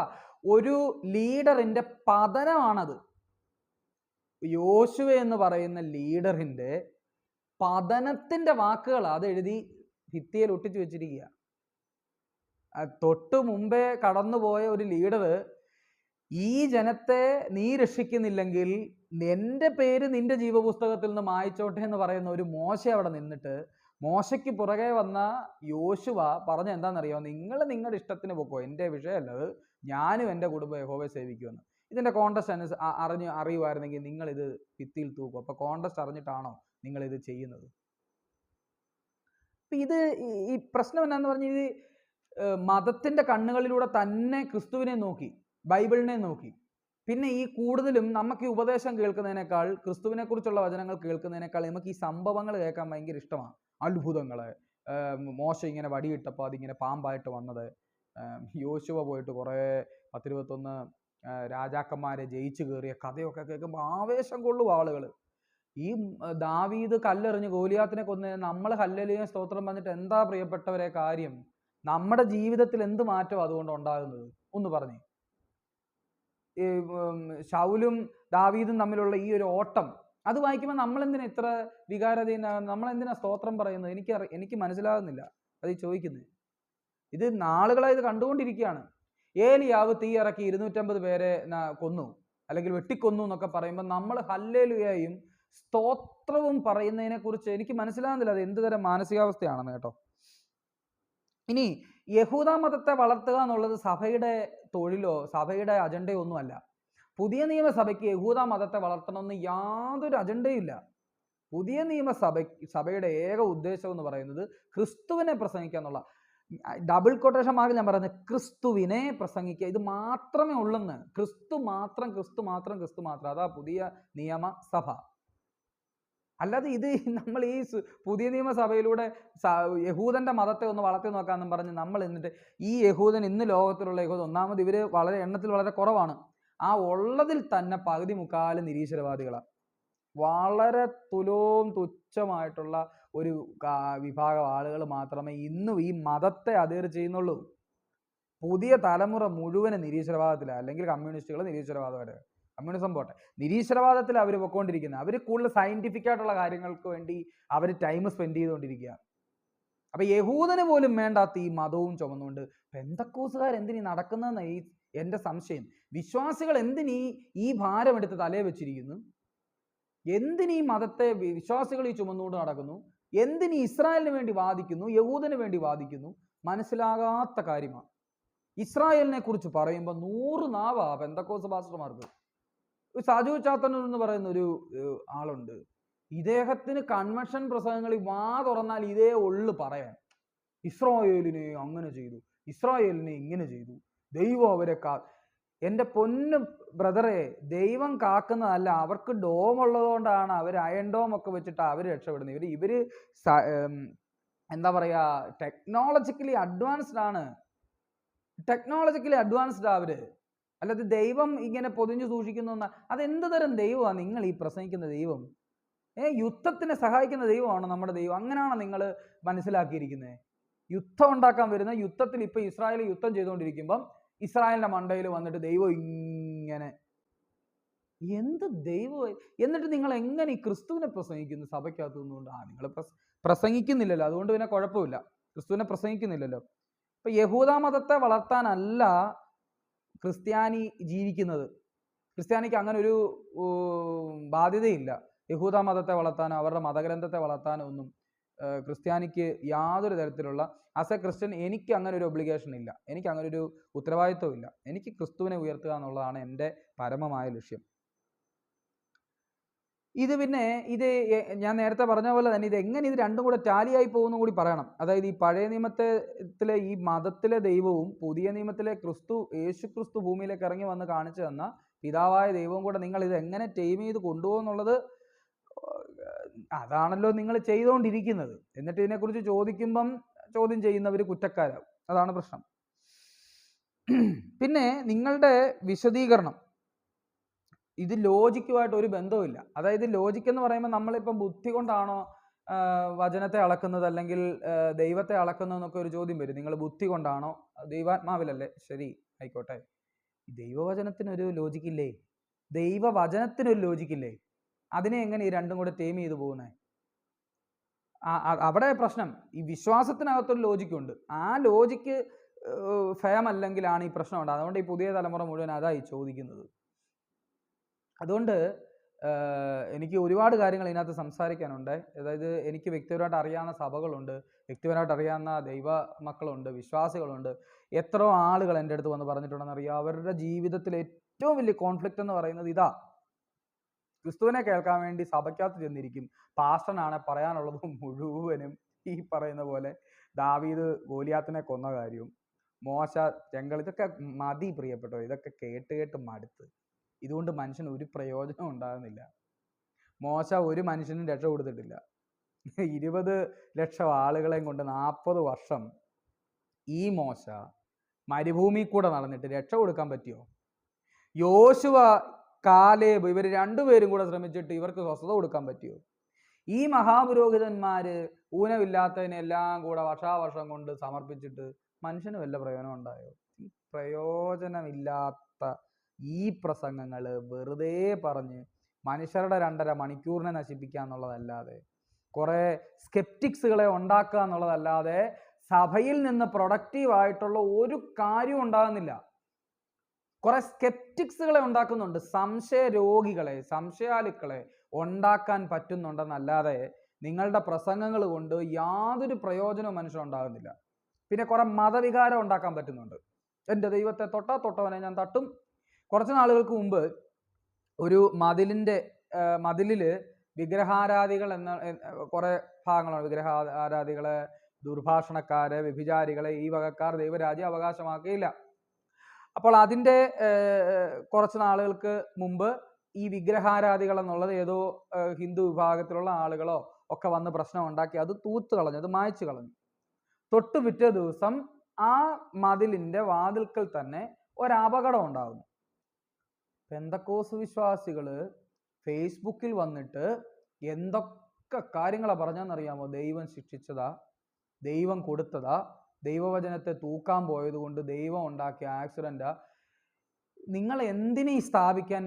ഈ ദൈവത്തെ നിങ്ങളിങ്ങനെ കാണിച്ചു കൊടുത്തുകൊണ്ട് ദൈവം ഉടനെ ഇവരെല്ലാവരും കൂടെ അങ്ങ് പേടിച്ച് വിശ്വാസത്തിലോട്ട് വരുമെന്നാണ് നിങ്ങളുടെ ചിന്ത. അങ്ങനെ ഒരു ദൈവത്തെ അല്ല ബൈബിൾ പറയുന്നത് കേട്ടോ, ക്രിസ്തു പറയുന്നത്. അങ്ങനെ ഒരു വചനം തൂത്തവണ്ണം അവിടെ ആക്സിഡന്റ് ഉണ്ടാക്കിയെന്ന് ദൈവം. എന്ത് തരം മാനസികാവസ്ഥ ഇതൊക്കെ? ആ മാനസികാവസ്ഥ എന്താണെന്നറിയാം അതുണ്ടാകാനുള്ള കാരണം. ക്രിസ്തു ഇല്ലാത്തതുകൊണ്ടാണ്. ക്രിസ്തു ഉണ്ടെങ്കിൽ അങ്ങനെ നിങ്ങൾ ഒരിക്കലും ചിന്തിക്കാൻ പോലും പറ്റത്തില്ല. അത് അങ്ങനെ ഒന്നും സംസാരിക്കാൻ പോലും നിങ്ങൾക്ക് പറ്റത്തില്ല. പിന്നല്ലേ ഈ സോഷ്യൽ മീഡിയയിലൂടെ ഇതിങ്ങനെ നിരന്തരമായിട്ട് കണ്ടോ ദൈവം ഉണ്ടാക്കിയ ആക്സിഡൻറ്റാണ്. ഒരു കൊറോണ വന്ന ആളുകൾ ഇവിടെ ഈ വിശ്വാസികൾ തന്നെ എത്ര പേര് മരിച്ചിട്ടുണ്ടെന്ന് അറിയാമോ? കൊറോണ വന്നിട്ട് ദൈവം കൊടുത്താണ് കൊറോണ. വിശ്വാസികളെയും കൊല്ലുക. നിങ്ങൾ എന്തൊക്കെ ഈ പറയുന്നേ? നിങ്ങളൊന്ന് ആലോചിച്ച നിങ്ങൾ എന്തോ ഈ പറയുന്നതെന്ന്. നിങ്ങൾ ഈ പുതിയ നിയമ വചനവും കയ്യിൽ വെച്ചുകൊണ്ട് ക്രിസ്തുവിനെയും കയ്യിൽ വെച്ചുകൊണ്ട് നിങ്ങൾ എന്തൊക്കെ കാര്യങ്ങൾ ഈ പറയുന്നത്? ദൈവം പഴയ നിയമ പുസ്തകത്തിൽ പ്രവാചകന്മാരിലൂടെ അരുളി ചെയ്തിട്ടൊരു കാര്യമുണ്ട്. നിങ്ങൾ എൻ്റെ നാമത്തെ ജനതകളുടെ ഇടയിൽ ദുഷിപ്പിച്ച് വൃത്തികേടാക്കി. എൻ്റെ നാമത്തെ ഞാൻ വിശുദ്ധീകരിക്കും എന്നൊക്കെ പറയുന്ന ഒരു ഭാഗമുണ്ട്. ദൈവം ഇങ്ങനെയാ ദുഷിപ്പിക്കുന്നത്. അല്ലാതെ വെള്ളമടിക്കുന്നത് കൊണ്ടോ ചീത്ത വിളിക്കുന്നത് കൊണ്ടോ അല്ലെങ്കിൽ വ്യഭിചാരം ചെയ്യുന്നത് കൊണ്ടോ മാത്രമല്ല. ഇങ്ങനെ ദുഷിപ്പിക്കുന്ന കാര്യമാണ് അവിടെ പറയുന്നത്. ദൈവം ചെയ്യാത്ത കാര്യത്തെ ദൈവത്തിൻ്റെ തലയിലേക്ക് വെക്കുക. പ്രളയം വരുമ്പോൾ അത് ദൈവം ചെയ്തു, വറുതി വരുമ്പോൾ അത് ദൈവം ചെയ്തു, കൊറോണ വരുമ്പോൾ അത് ദൈവം ചെയ്തു, ആക്സിഡൻ്റ് ഉണ്ടാകുമ്പോൾ ദൈവം ചെയ്തു. നിങ്ങളോട് ആരും ഇതൊക്കെ പറയുന്നത്? ആവശ്യമില്ലാതെ ദൈവത്തിൻ്റെ പേര് എൻ്റെ നാമം വൃഥാ ഉപയോഗിക്കരുതെന്ന് പറഞ്ഞാൽ അതാ ഇതിൻ്റെ അർത്ഥം. നിങ്ങൾ എങ്ങനെ ഇങ്ങനെ ചിന്തിക്കാൻ കഴിയും? നിങ്ങളുടെ ഉള്ളിലെ മതമാണ് നിങ്ങളെ കൊണ്ട് ചിന്തിപ്പിക്കുന്നത്. ആ മതം നിങ്ങൾ ഉണ്ടാകുന്നതിൻ്റെ കാര്യം എന്താണെന്നറിയോ? നിങ്ങളുടെ ഈ അടക്കാനാവാത്ത പഴയ നിയമത്തോടുള്ള അഭിനിവേശം, മോശയോടുള്ള അഭിനിവേശം, യോശുവയോടുള്ള അഭിനിവേശം, പഴയ നിയമത്തിലെ പുസ്തകങ്ങളുടെ സംഭവങ്ങളോടുള്ള നിങ്ങളുടെ അടക്കാനാവാത്ത അഭിനിവേശത്തിൽ നിന്നാണ് ഇതെല്ലാം ഉണ്ടാകുന്നത്. ഞാൻ ഇത്ര എന്താ പറയുക വികാരാധീനനായിട്ട് ഇത് പറയുന്നതിൻ്റെ കാരണം നിരവധി ആളുകൾ സ്ട്രഗിളിലാണ്. ഒരുപാട് വിശ്വാസികൾ കോൺഫ്ലിക്റ്റിലാണ്. ക്രിസ്തു ഇല്ലാത്ത പ്രസംഗങ്ങൾ ഇനി സഭയിൽ ഉണ്ടാകുവാൻ പാടില്ല എന്നൊരു തീരുമാനം പുതിയ തലമുറയിലെ വിശ്വാസികൾ ഹൃദയത്തിൽ ഏറ്റെടുക്കണം. സഭയ്ക്കകത്ത് ഞങ്ങൾ വന്നിരിക്കുന്നത് ഈ 2.5 മണിക്കൂർ 3 മണിക്കൂർ വന്നിരിക്കുന്നത് ഇത്തരം സംഭവവികാസങ്ങളെക്കുറിച്ചോ അത്ഭുതങ്ങളെക്കുറിച്ചോ കേൾക്കാനല്ല. ഞങ്ങൾക്ക് ക്രിസ്തുവിനെക്കുറിച്ച് കേൾക്കണം. ക്രിസ്തുവിനെക്കുറിച്ച് കേൾക്കാനാണ് ഞങ്ങൾ വന്നിരിക്കുന്നതെന്ന് ചങ്കൂറ്റത്തോടെ പറയാനുള്ളൊരു തലമുറ എഴുന്നേറ്റാലുണ്ടല്ലോ, ഇവരുടെ ഈ പരിപാടി ഒന്നും പിന്നെ നടക്കത്തില്ല. കൺവെൻഷൻ വേദികളിൽ വന്ന് ഈ സദാചാരം വിളമ്പുന്ന എന്തുടുപ്പിടണം, ടൈറ്റായിട്ടുള്ള ഉടുപ്പിടരുത്, പിന്നെ ഷർട്ടിൻ്റെ ബട്ടൺസ് അഴിച്ചിട്ടില്ല, മുടി ഇങ്ങനെ ചെയ്യണം, സ്ത്രീകൾ ഇങ്ങനെ നടക്കണം, ഇതൊക്കെ പറയാൻ നിങ്ങൾക്കെന്ത് അധികാരം? മനുഷ്യൻ എന്ത് വസ്ത്രം ധരിക്കണം, എന്ത് ആഹാരം കഴിക്കണം, എങ്ങനെ നടക്കണം എന്നുള്ളത് അവൻ തീരുമാനിക്കും. നിങ്ങളോട് ആര് പറഞ്ഞു ഇത് ദൈവ കാര്യങ്ങൾ പറയാൻ? ലിപ്സ്റ്റിക് ഇട്ടാലുള്ളത് പ്രശ്നം, കണ്ണെഴുതിയ പ്രശ്നം. ഇതൊക്കെ നിങ്ങൾ എന്തിനാണ് ഈ ചിന്തിക്കുന്നത്? നിങ്ങൾ ഇതിനെക്കുറിച്ചൊക്കെ പറയുക. നിങ്ങൾ ക്രിസ്തുവിനെ കൊടുക്കേ. ക്രിസ്തു അങ്ങോട്ട് ചെന്ന് കഴിയുമ്പോൾ എന്തുപേക്ഷിക്കണം, എന്തിനെ കൊള്ളണമെന്നൊക്കെ കൃത്യമായിട്ട് മനുഷ്യർക്ക് മനസ്സിലാവും. അതാ ക്രിസ്തുവിൻ്റെ പ്രത്യേകത. അവൻ എന്നിലേക്ക് വന്നു കഴിയുമ്പോൾ എന്നിൽ എന്തെല്ലാം ആവശ്യമില്ലാത്തതുണ്ട് അത് ക്രിസ്തുവാ പറഞ്ഞു തരുന്നത്, അല്ല നിങ്ങളല്ല. മനുഷ്യൻ എങ്ങനെ ജീവിക്കണമെന്ന് പറയാനല്ല ദൈവദാസന്മാരെ ദൈവം നിർത്തിയിരിക്കുന്നത്, മറിച്ച് ക്രിസ്തുവിനെ കൊടുക്കാനാണ്. ക്രിസ്തു ഇങ്ങോട്ട് വന്നു കഴിയുമ്പോൾ കൃത്യമായിട്ട് മനസ്സിലാവും എന്തൊക്കെയാണ് എനിക്ക് വേണ്ടത്, എന്തൊക്കെയാണ് വേണ്ടാത്തത്. അങ്ങനെ വരുമ്പോൾ ആ ഉപേക്ഷണം ഉണ്ടാകുന്ന എനിക്കിത് വേണ്ട, അത് ആവശ്യമുണ്ടെങ്കിൽ ആ വ്യക്തിക്ക് അത് ആവശ്യമില്ലാത്തതാണെന്ന് ക്രിസ്തുവിന് തോന്നിയാൽ ക്രിസ്തു പറഞ്ഞു കൊടുക്കും. അതാണ് ഉപദേശം. ഞാൻ ഒന്നുകൂടി പറയാം, മനുഷ്യൻ എങ്ങനെ ജീവിക്കണമെന്ന് പറഞ്ഞു കൊടുക്കുന്നതല്ല ക്രിസ്തു ഉപദേശം, ക്രിസ്തുവിനെ കൊടുക്കുന്നത്. ക്രിസ്തു ഒരുവൻ്റെ ഉള്ളിലേക്ക് വന്നു കഴിയുമ്പോൾ അവൻ്റെ ജീവിതത്തിൽ എന്തെല്ലാമാണ് വേണ്ടത് വേണ്ടാത്തതെന്ന് ക്രിസ്തുവാ തീരുമാനിക്കുന്നത്. അതുകൊണ്ടാണ് നമ്മൾ അവനെ കർത്താവെന്ന് വിളിക്കുന്നത്. എൻ്റെ ജീവിതത്തിൽ കർത്തൃത്വം നടത്തുന്നവൻ, അല്ലാതെ പാസ്റ്റർമാരല്ല, ഉപദേശികളല്ല, കൺവെൻഷൻ പ്രസംഗകരല്ല എൻ്റെ ജീവിതത്തെ കർത്തൃത്വം നടത്തുന്നത്. ഞാൻ എന്ത് കഴിക്കണം, എങ്ങനെ ഉടുക്കണം, എങ്ങനെ നടക്കണം, എന്ത് വസ്ത്രം സ്ത്രീകൾ ധരിക്കണം, സ്ത്രീകൾ ആൺപിള്ളേരെ പോലെ നടക്കാൻ പാടില്ല. എന്ത് ആണും പെണ്ണും എന്താ ഉടുപ്പിനെന്ന് എത്ര വ്യത്യാസം? ആണിൻ്റെയും പെണ്ണിൻ്റെ ഉടുപ്പിന് അത് ആൾക്കാർക്ക് അറിയാമല്ലോ എന്തിടണമെന്നുള്ളത്. ഒരു പെൺകുട്ടി ജീൻസും ടോപ്പും ഇട്ടാൽ എന്താ പ്രശ്നം സംഭവിക്കുന്നത്? നിങ്ങളുടെ ദൈവത്തിന് എന്ത് പ്രശ്നം ഉണ്ടാകുന്നു ഒരു പെൺകുട്ടി ജീൻസും ടോപ്പും ഇട്ടാൽ? അതെന്ത് ദൈവമാണ് നിങ്ങൾ ചിന്തിക്കാൻ ഈ പറയുന്നത്? അപ്പം ഇതൊന്നും അല്ല. കർത്താവ് ഒരു കാര്യം, യേശു ഒരു കാര്യം പറഞ്ഞിട്ടുണ്ട്, പുറമേ ഉള്ളതല്ല ദൈവം നോക്കുന്നത്. ഇത് എത്ര വട്ടം നിങ്ങളുടെ ബ്രെയിനിലേക്ക് ഇത് കയറണം? പുറമേ ഉള്ളതല്ല ദൈവം നോക്കുന്നത്, പുറമേ ഉള്ളതല്ല കർത്താവ് നോക്കുന്നത്. അകത്തൊരു മനുഷ്യനുണ്ട്. ഇനി നിങ്ങളുടെ ഉള്ളിലേക്ക് പോകുന്നതല്ല നിങ്ങളെ അശുദ്ധനാകുന്നത്, നിങ്ങളുടെ ഉള്ളിൽ നിന്ന് പുറത്തേക്ക് വരുന്ന ഒരു ലിസ്റ്റ് അവിടെ ഇട്ടിട്ടുണ്ട്, അത് നോക്ക്. അപ്പോൾ ഇത് പറഞ്ഞ് അവസാനിപ്പിക്കും. വിഷയം വലിയൊരു വിഷയമാണ്. തുടർന്നുള്ള ദിവസങ്ങളിൽ അല്ലെങ്കിൽ വീഡിയോയിലൊക്കെ നമുക്ക് ഇതിനെക്കുറിച്ച് ചർച്ച ചെയ്യാം. ഈ ഒരു വീഡിയോ പറഞ്ഞ് അവസാനിപ്പിക്കാൻ ആഗ്രഹിക്കുന്ന ഒരു കാര്യം, ക്രിസ്തുവില്ലാത്ത പ്രസംഗങ്ങൾ സഭയിൽ പ്രസംഗിക്കാൻ വിശ്വാസികളെ അനുവദിക്കരുത്. നിങ്ങളിത് ചെയ്തു നോക്ക്. നിരന്തരമായി ക്രിസ്തുവിനെ സഭയിൽ പ്രസംഗിക്കുമ്പോൾ നിങ്ങളുടെ ജീവിതത്തിൽ മാറ്റം ഉണ്ടാകും, നിങ്ങളുടെ സ്വഭാവത്തിൽ മാറ്റം ഉണ്ടാകും, നിങ്ങളുടെ ചിന്താഗതിയിൽ മാറ്റം ഉണ്ടാകും, നിങ്ങളുടെ ജീവിത സാഹചര്യം തന്നെ മാറി മറിയും. മറ്റുള്ളവർ നോക്കി അത്ഭുതപ്പെടുമാറ് ഇവൻ എന്താ പറ്റി, ഇവരുടെ കുടുംബത്തിന് എന്താ പറ്റി, ഇത്രയ്ക്കൊരു മാറ്റം ഉണ്ടാകാൻ എന്താ കാര്യം എന്ന് അത്ഭുതപ്പെടുമാറ് നിങ്ങളുടെ ജീവിതത്തിൽ വലിയ വെളിച്ചം വരും. പ്രിയപ്പെട്ടവരെ, ഈ രോഗമൊക്കെ ഞാൻ കുറച്ച് നാൾ മുമ്പ് ഈ പുതിയ ഇൻഡിപെൻഡൻറ്റ് സഭകളുടെ, ന്യൂ ജനറേഷൻ സഭകളുടെ ഈ അതിപ്രസരം ഉണ്ടല്ലോ, സാമ്പത്തിക നേട്ടത്തെക്കുറിച്ചുള്ള സുവിശേഷം, പ്രോസ്പെരിറ്റി തിയോളജി ഒക്കെ പറഞ്ഞ സംഭവം, അതിനെക്കുറിച്ചൊരു വചനം വിട്ടപ്പോൾ അതിൻ്റെ താഴെ പിന്നെ മനുഷ്യരെന്നാ മുടിഞ്ഞു പോകണമെന്നാണോ സഭയ്ക്കകത്തിരുന്ന് പറയേണ്ടതെന്ന് ഒരു കമൻറ്റ് വന്നു. ഒരിക്കലുമല്ല, നന്മ വരുമെന്ന് തന്നെയാണ് പറയേണ്ടത്, സംശയമില്ലാത്ത കാര്യമാണ്. പക്ഷേ അത് വരുന്ന സോഴ്സ് ഇങ്ങനെ വിളിച്ചു വരുത്തി നൂലെ കെട്ടി ഇറക്കി ഞാൻ ഓം ക്രീം കുട്ടിച്ചാത്താന്ന് പറയുമ്പം വരുന്ന പോലെ വരുന്ന സാധനമല്ല അനുഗ്രഹം. അത് ഞാൻ നേരത്തെ പറഞ്ഞ പോലെ ഒരു സ്പിരിച്വൽ കൾച്ചറിൽ നിന്ന് ഉണ്ടാക്കിയെടുക്കേണ്ടതാണ് എൻ്റെ ജീവിത നിലവാരം, എൻ്റെ സാമ്പത്തികം, എൻ്റെ ശാരീരികമായിട്ടുള്ള സൗഖ്യങ്ങൾ, എൻ്റെ രോഗസൗഖ്യങ്ങൾ, എൻ്റെ സ്വാസ്ഥ്യം എല്ലാം, എൻ്റെ ആരോഗ്യവും സ്വാസ്ഥ്യവും എൻ്റെ സമ്പത്തും എല്ലാം ഉണ്ടാകേണ്ടത് അച്ചടക്കമുള്ള ഒരു സ്പിരിച്വൽ കൾച്ചറിലൂടെ ഡെവലപ്പ് ചെയ്ത് വരേണ്ടതാണ്. അല്ലാതെ സഡനായിട്ടൊന്നും സംഭവിക്കത്തില്ല. ഇങ്ങനെ യേശുവിൻ്റെ നാമത്തിൽ ഇപ്പോൾ സംഭവിക്കട്ടെ എന്ന് പറഞ്ഞാൽ വരത്തില്ല. അങ്ങനെ അല്ലത് സംഭവിക്കുന്നതെന്ന് മനസ്സിലാക്കേ. അപ്പോൾ ഈ കൾച്ചറിനെ ആദ്യം ഉണ്ടാക്കിയെടുക്കണം. ആ കൾച്ചർ ഉണ്ടാക്കിയെടുക്കണമെങ്കിൽ ക്രിസ്തു ആരാന്നറിയണം. അതുകൊണ്ട് ക്രിസ്തുവിനെ പ്രസംഗിക്കാതെ ആ കൾച്ചർ ഉണ്ടാകത്തില്ല. സ്പിരിച്വൽ കൾച്ചർ ഉണ്ടാകണമെങ്കിൽ ക്രിസ്തുവിനെ പ്രസംഗിക്കുക. ഇനി ഇത് ഞാൻ നിങ്ങളിലേക്ക് തരിക, പബ്ലിക്കിലേക്ക് തരിക. ഇനി നിങ്ങളാണ് തീരുമാനിക്കേണ്ടത് ഈ കൺവെൻഷൻ വേദികളിൽ എന്ത് പ്രസംഗിക്കണം, എങ്ങനെ പ്രസംഗിക്കണം. ഇതിന് ചങ്ങല ഇട്ട പറ്റത്തുള്ളൂ, കൂച്ചുവലം ഇട്ട പറ്റത്തുള്ളൂ. ഇത്ര അനാവശ്യമായിട്ടുള്ള കാര്യങ്ങൾ, ഈ ബർത്ത്ഡേ ആഘോഷിക്കാൻ കഴിഞ്ഞ ദിവസം ഉണ്ടായതുപോലെ ബർത്ത്ഡേ ആഘോഷിക്കാൻ പാടില്ല. ഇതൊക്കെ എന്തിനീ ഈ കൺവെൻഷൻ വേദികളിൽ വന്ന് ഇതൊക്കെ എന്തിനീ പറയുന്നത്? നിങ്ങൾ ക്രിസ്തുവിനെ പ്രസംഗിക്കേ. ഇത് ഇറങ്ങി വരുന്ന ദേവദാസനോട് ചോദിക്കാനുള്ള ചങ്കൂറ്റം നിങ്ങൾ കാണിച്ചേ. ദേവദാസ, നിങ്ങൾ പ്രസംഗിച്ചതിനകത്ത് ക്രിസ്തു ഇല്ലായിരുന്നു, ഞങ്ങൾക്ക് ഇതിനകത്തൊന്നും എടുക്കാനില്ല. 2 വട്ടം നിങ്ങളിത് ചെയ്താൽ 3ാമത്തെ വട്ടം സ്റ്റേജിൽ നിന്ന് വന്ന് നിൽക്കുമ്പോൾ ഒന്ന് ചിന്തിക്കും, അയ്യോ ഞാൻ ഇനി ക്രിസ്തുവിൽ നിന്ന് മാറിപ്പോയാൽ ആളുകൾ ചോദിക്കും. അതുകൊണ്ട് ഇതൊരു വലിയ മൂവ്മെൻ്റ് ആണെന്ന് എൻ്റെ ഒരു ആഗ്രഹം. ക്രിസ്തുവിനെ പ്രസംഗിക്കുക എന്ന് പറയുന്നത് ഒരു മൂവ്മെൻ്റ് ആണ്. എങ്കിലേ ഇതിവിടെ മാറ്റം ഉണ്ടാകത്തുള്ളൂ, എങ്കിലേ നമ്മുടെ സമൂഹത്തിന് ഉയർച്ച ഉണ്ടാകത്തുള്ളൂ, എങ്കിലേ പെന്തക്കോസ് എന്ന് പറയുന്ന ആ അനുഭവത്തിലേക്ക് പുതിയ തലമുറ എത്തത്തുള്ളൂ, ക്രിസ്ത്യാനിറ്റിയുടെ നിലനിൽപ്പുള്ളൂ. അതാ പറഞ്ഞാൽ 100 കൊല്ലവും കൂടെ മാക്സിമം പോയാൽ ഈ മതം നിൽക്കും. അതിപ്പോൾ ഏത് മതമാണെങ്കിലും, യഹൂദ മതമായിക്കോട്ടെ, പെന്തക്കോസ്ത് മതമായിക്കോട്ടെ, നിലനിൽപ്പ് 100 വർഷവും കൂടി ഉള്ളൂ. അത്രയ്ക്ക് ഫാസ്റ്റായിട്ടാണ് നമ്മുടെ ലോകം പുരോഗമിച്ചുകൊണ്ടിരിക്കുന്നത്. പക്ഷെ അപ്പോഴും ക്രിസ്ത്യാനിറ്റിക്ക് ഒരു തടസ്സവും സൃഷ്ടിക്കാൻ പറ്റത്തില്ല, ക്രിസ്ത്യാനിറ്റിക്ക് ഒരു മാറ്റം ഉണ്ടാകത്തില്ല. കാരണം അതിൻ്റെ അടിസ്ഥാനം എന്ന് പറയുന്നത് ക്രിസ്തുവാണ്, അതിന് മാറ്റം ഉണ്ടാകത്തില്ല. പക്ഷെ മതം തകരും. അതുകൊണ്ട് ആ തകർച്ചയിൽ പെട്ടുപോകാതിരിക്കാൻ മതത്തിൽ നിന്ന് മാർഗത്തിലേക്ക് വന്നോളൂ. ശക്തമായി ക്രിസ്തുവിനെ പ്രസംഗിക്കുക. ക്രിസ്തു ഇല്ലാത്ത പ്രസംഗങ്ങൾ നിങ്ങൾ ശക്തമായി എതിർക്കണം, അതിനെ നിങ്ങൾ ബഹിഷ്കരിക്കണം. Thank you.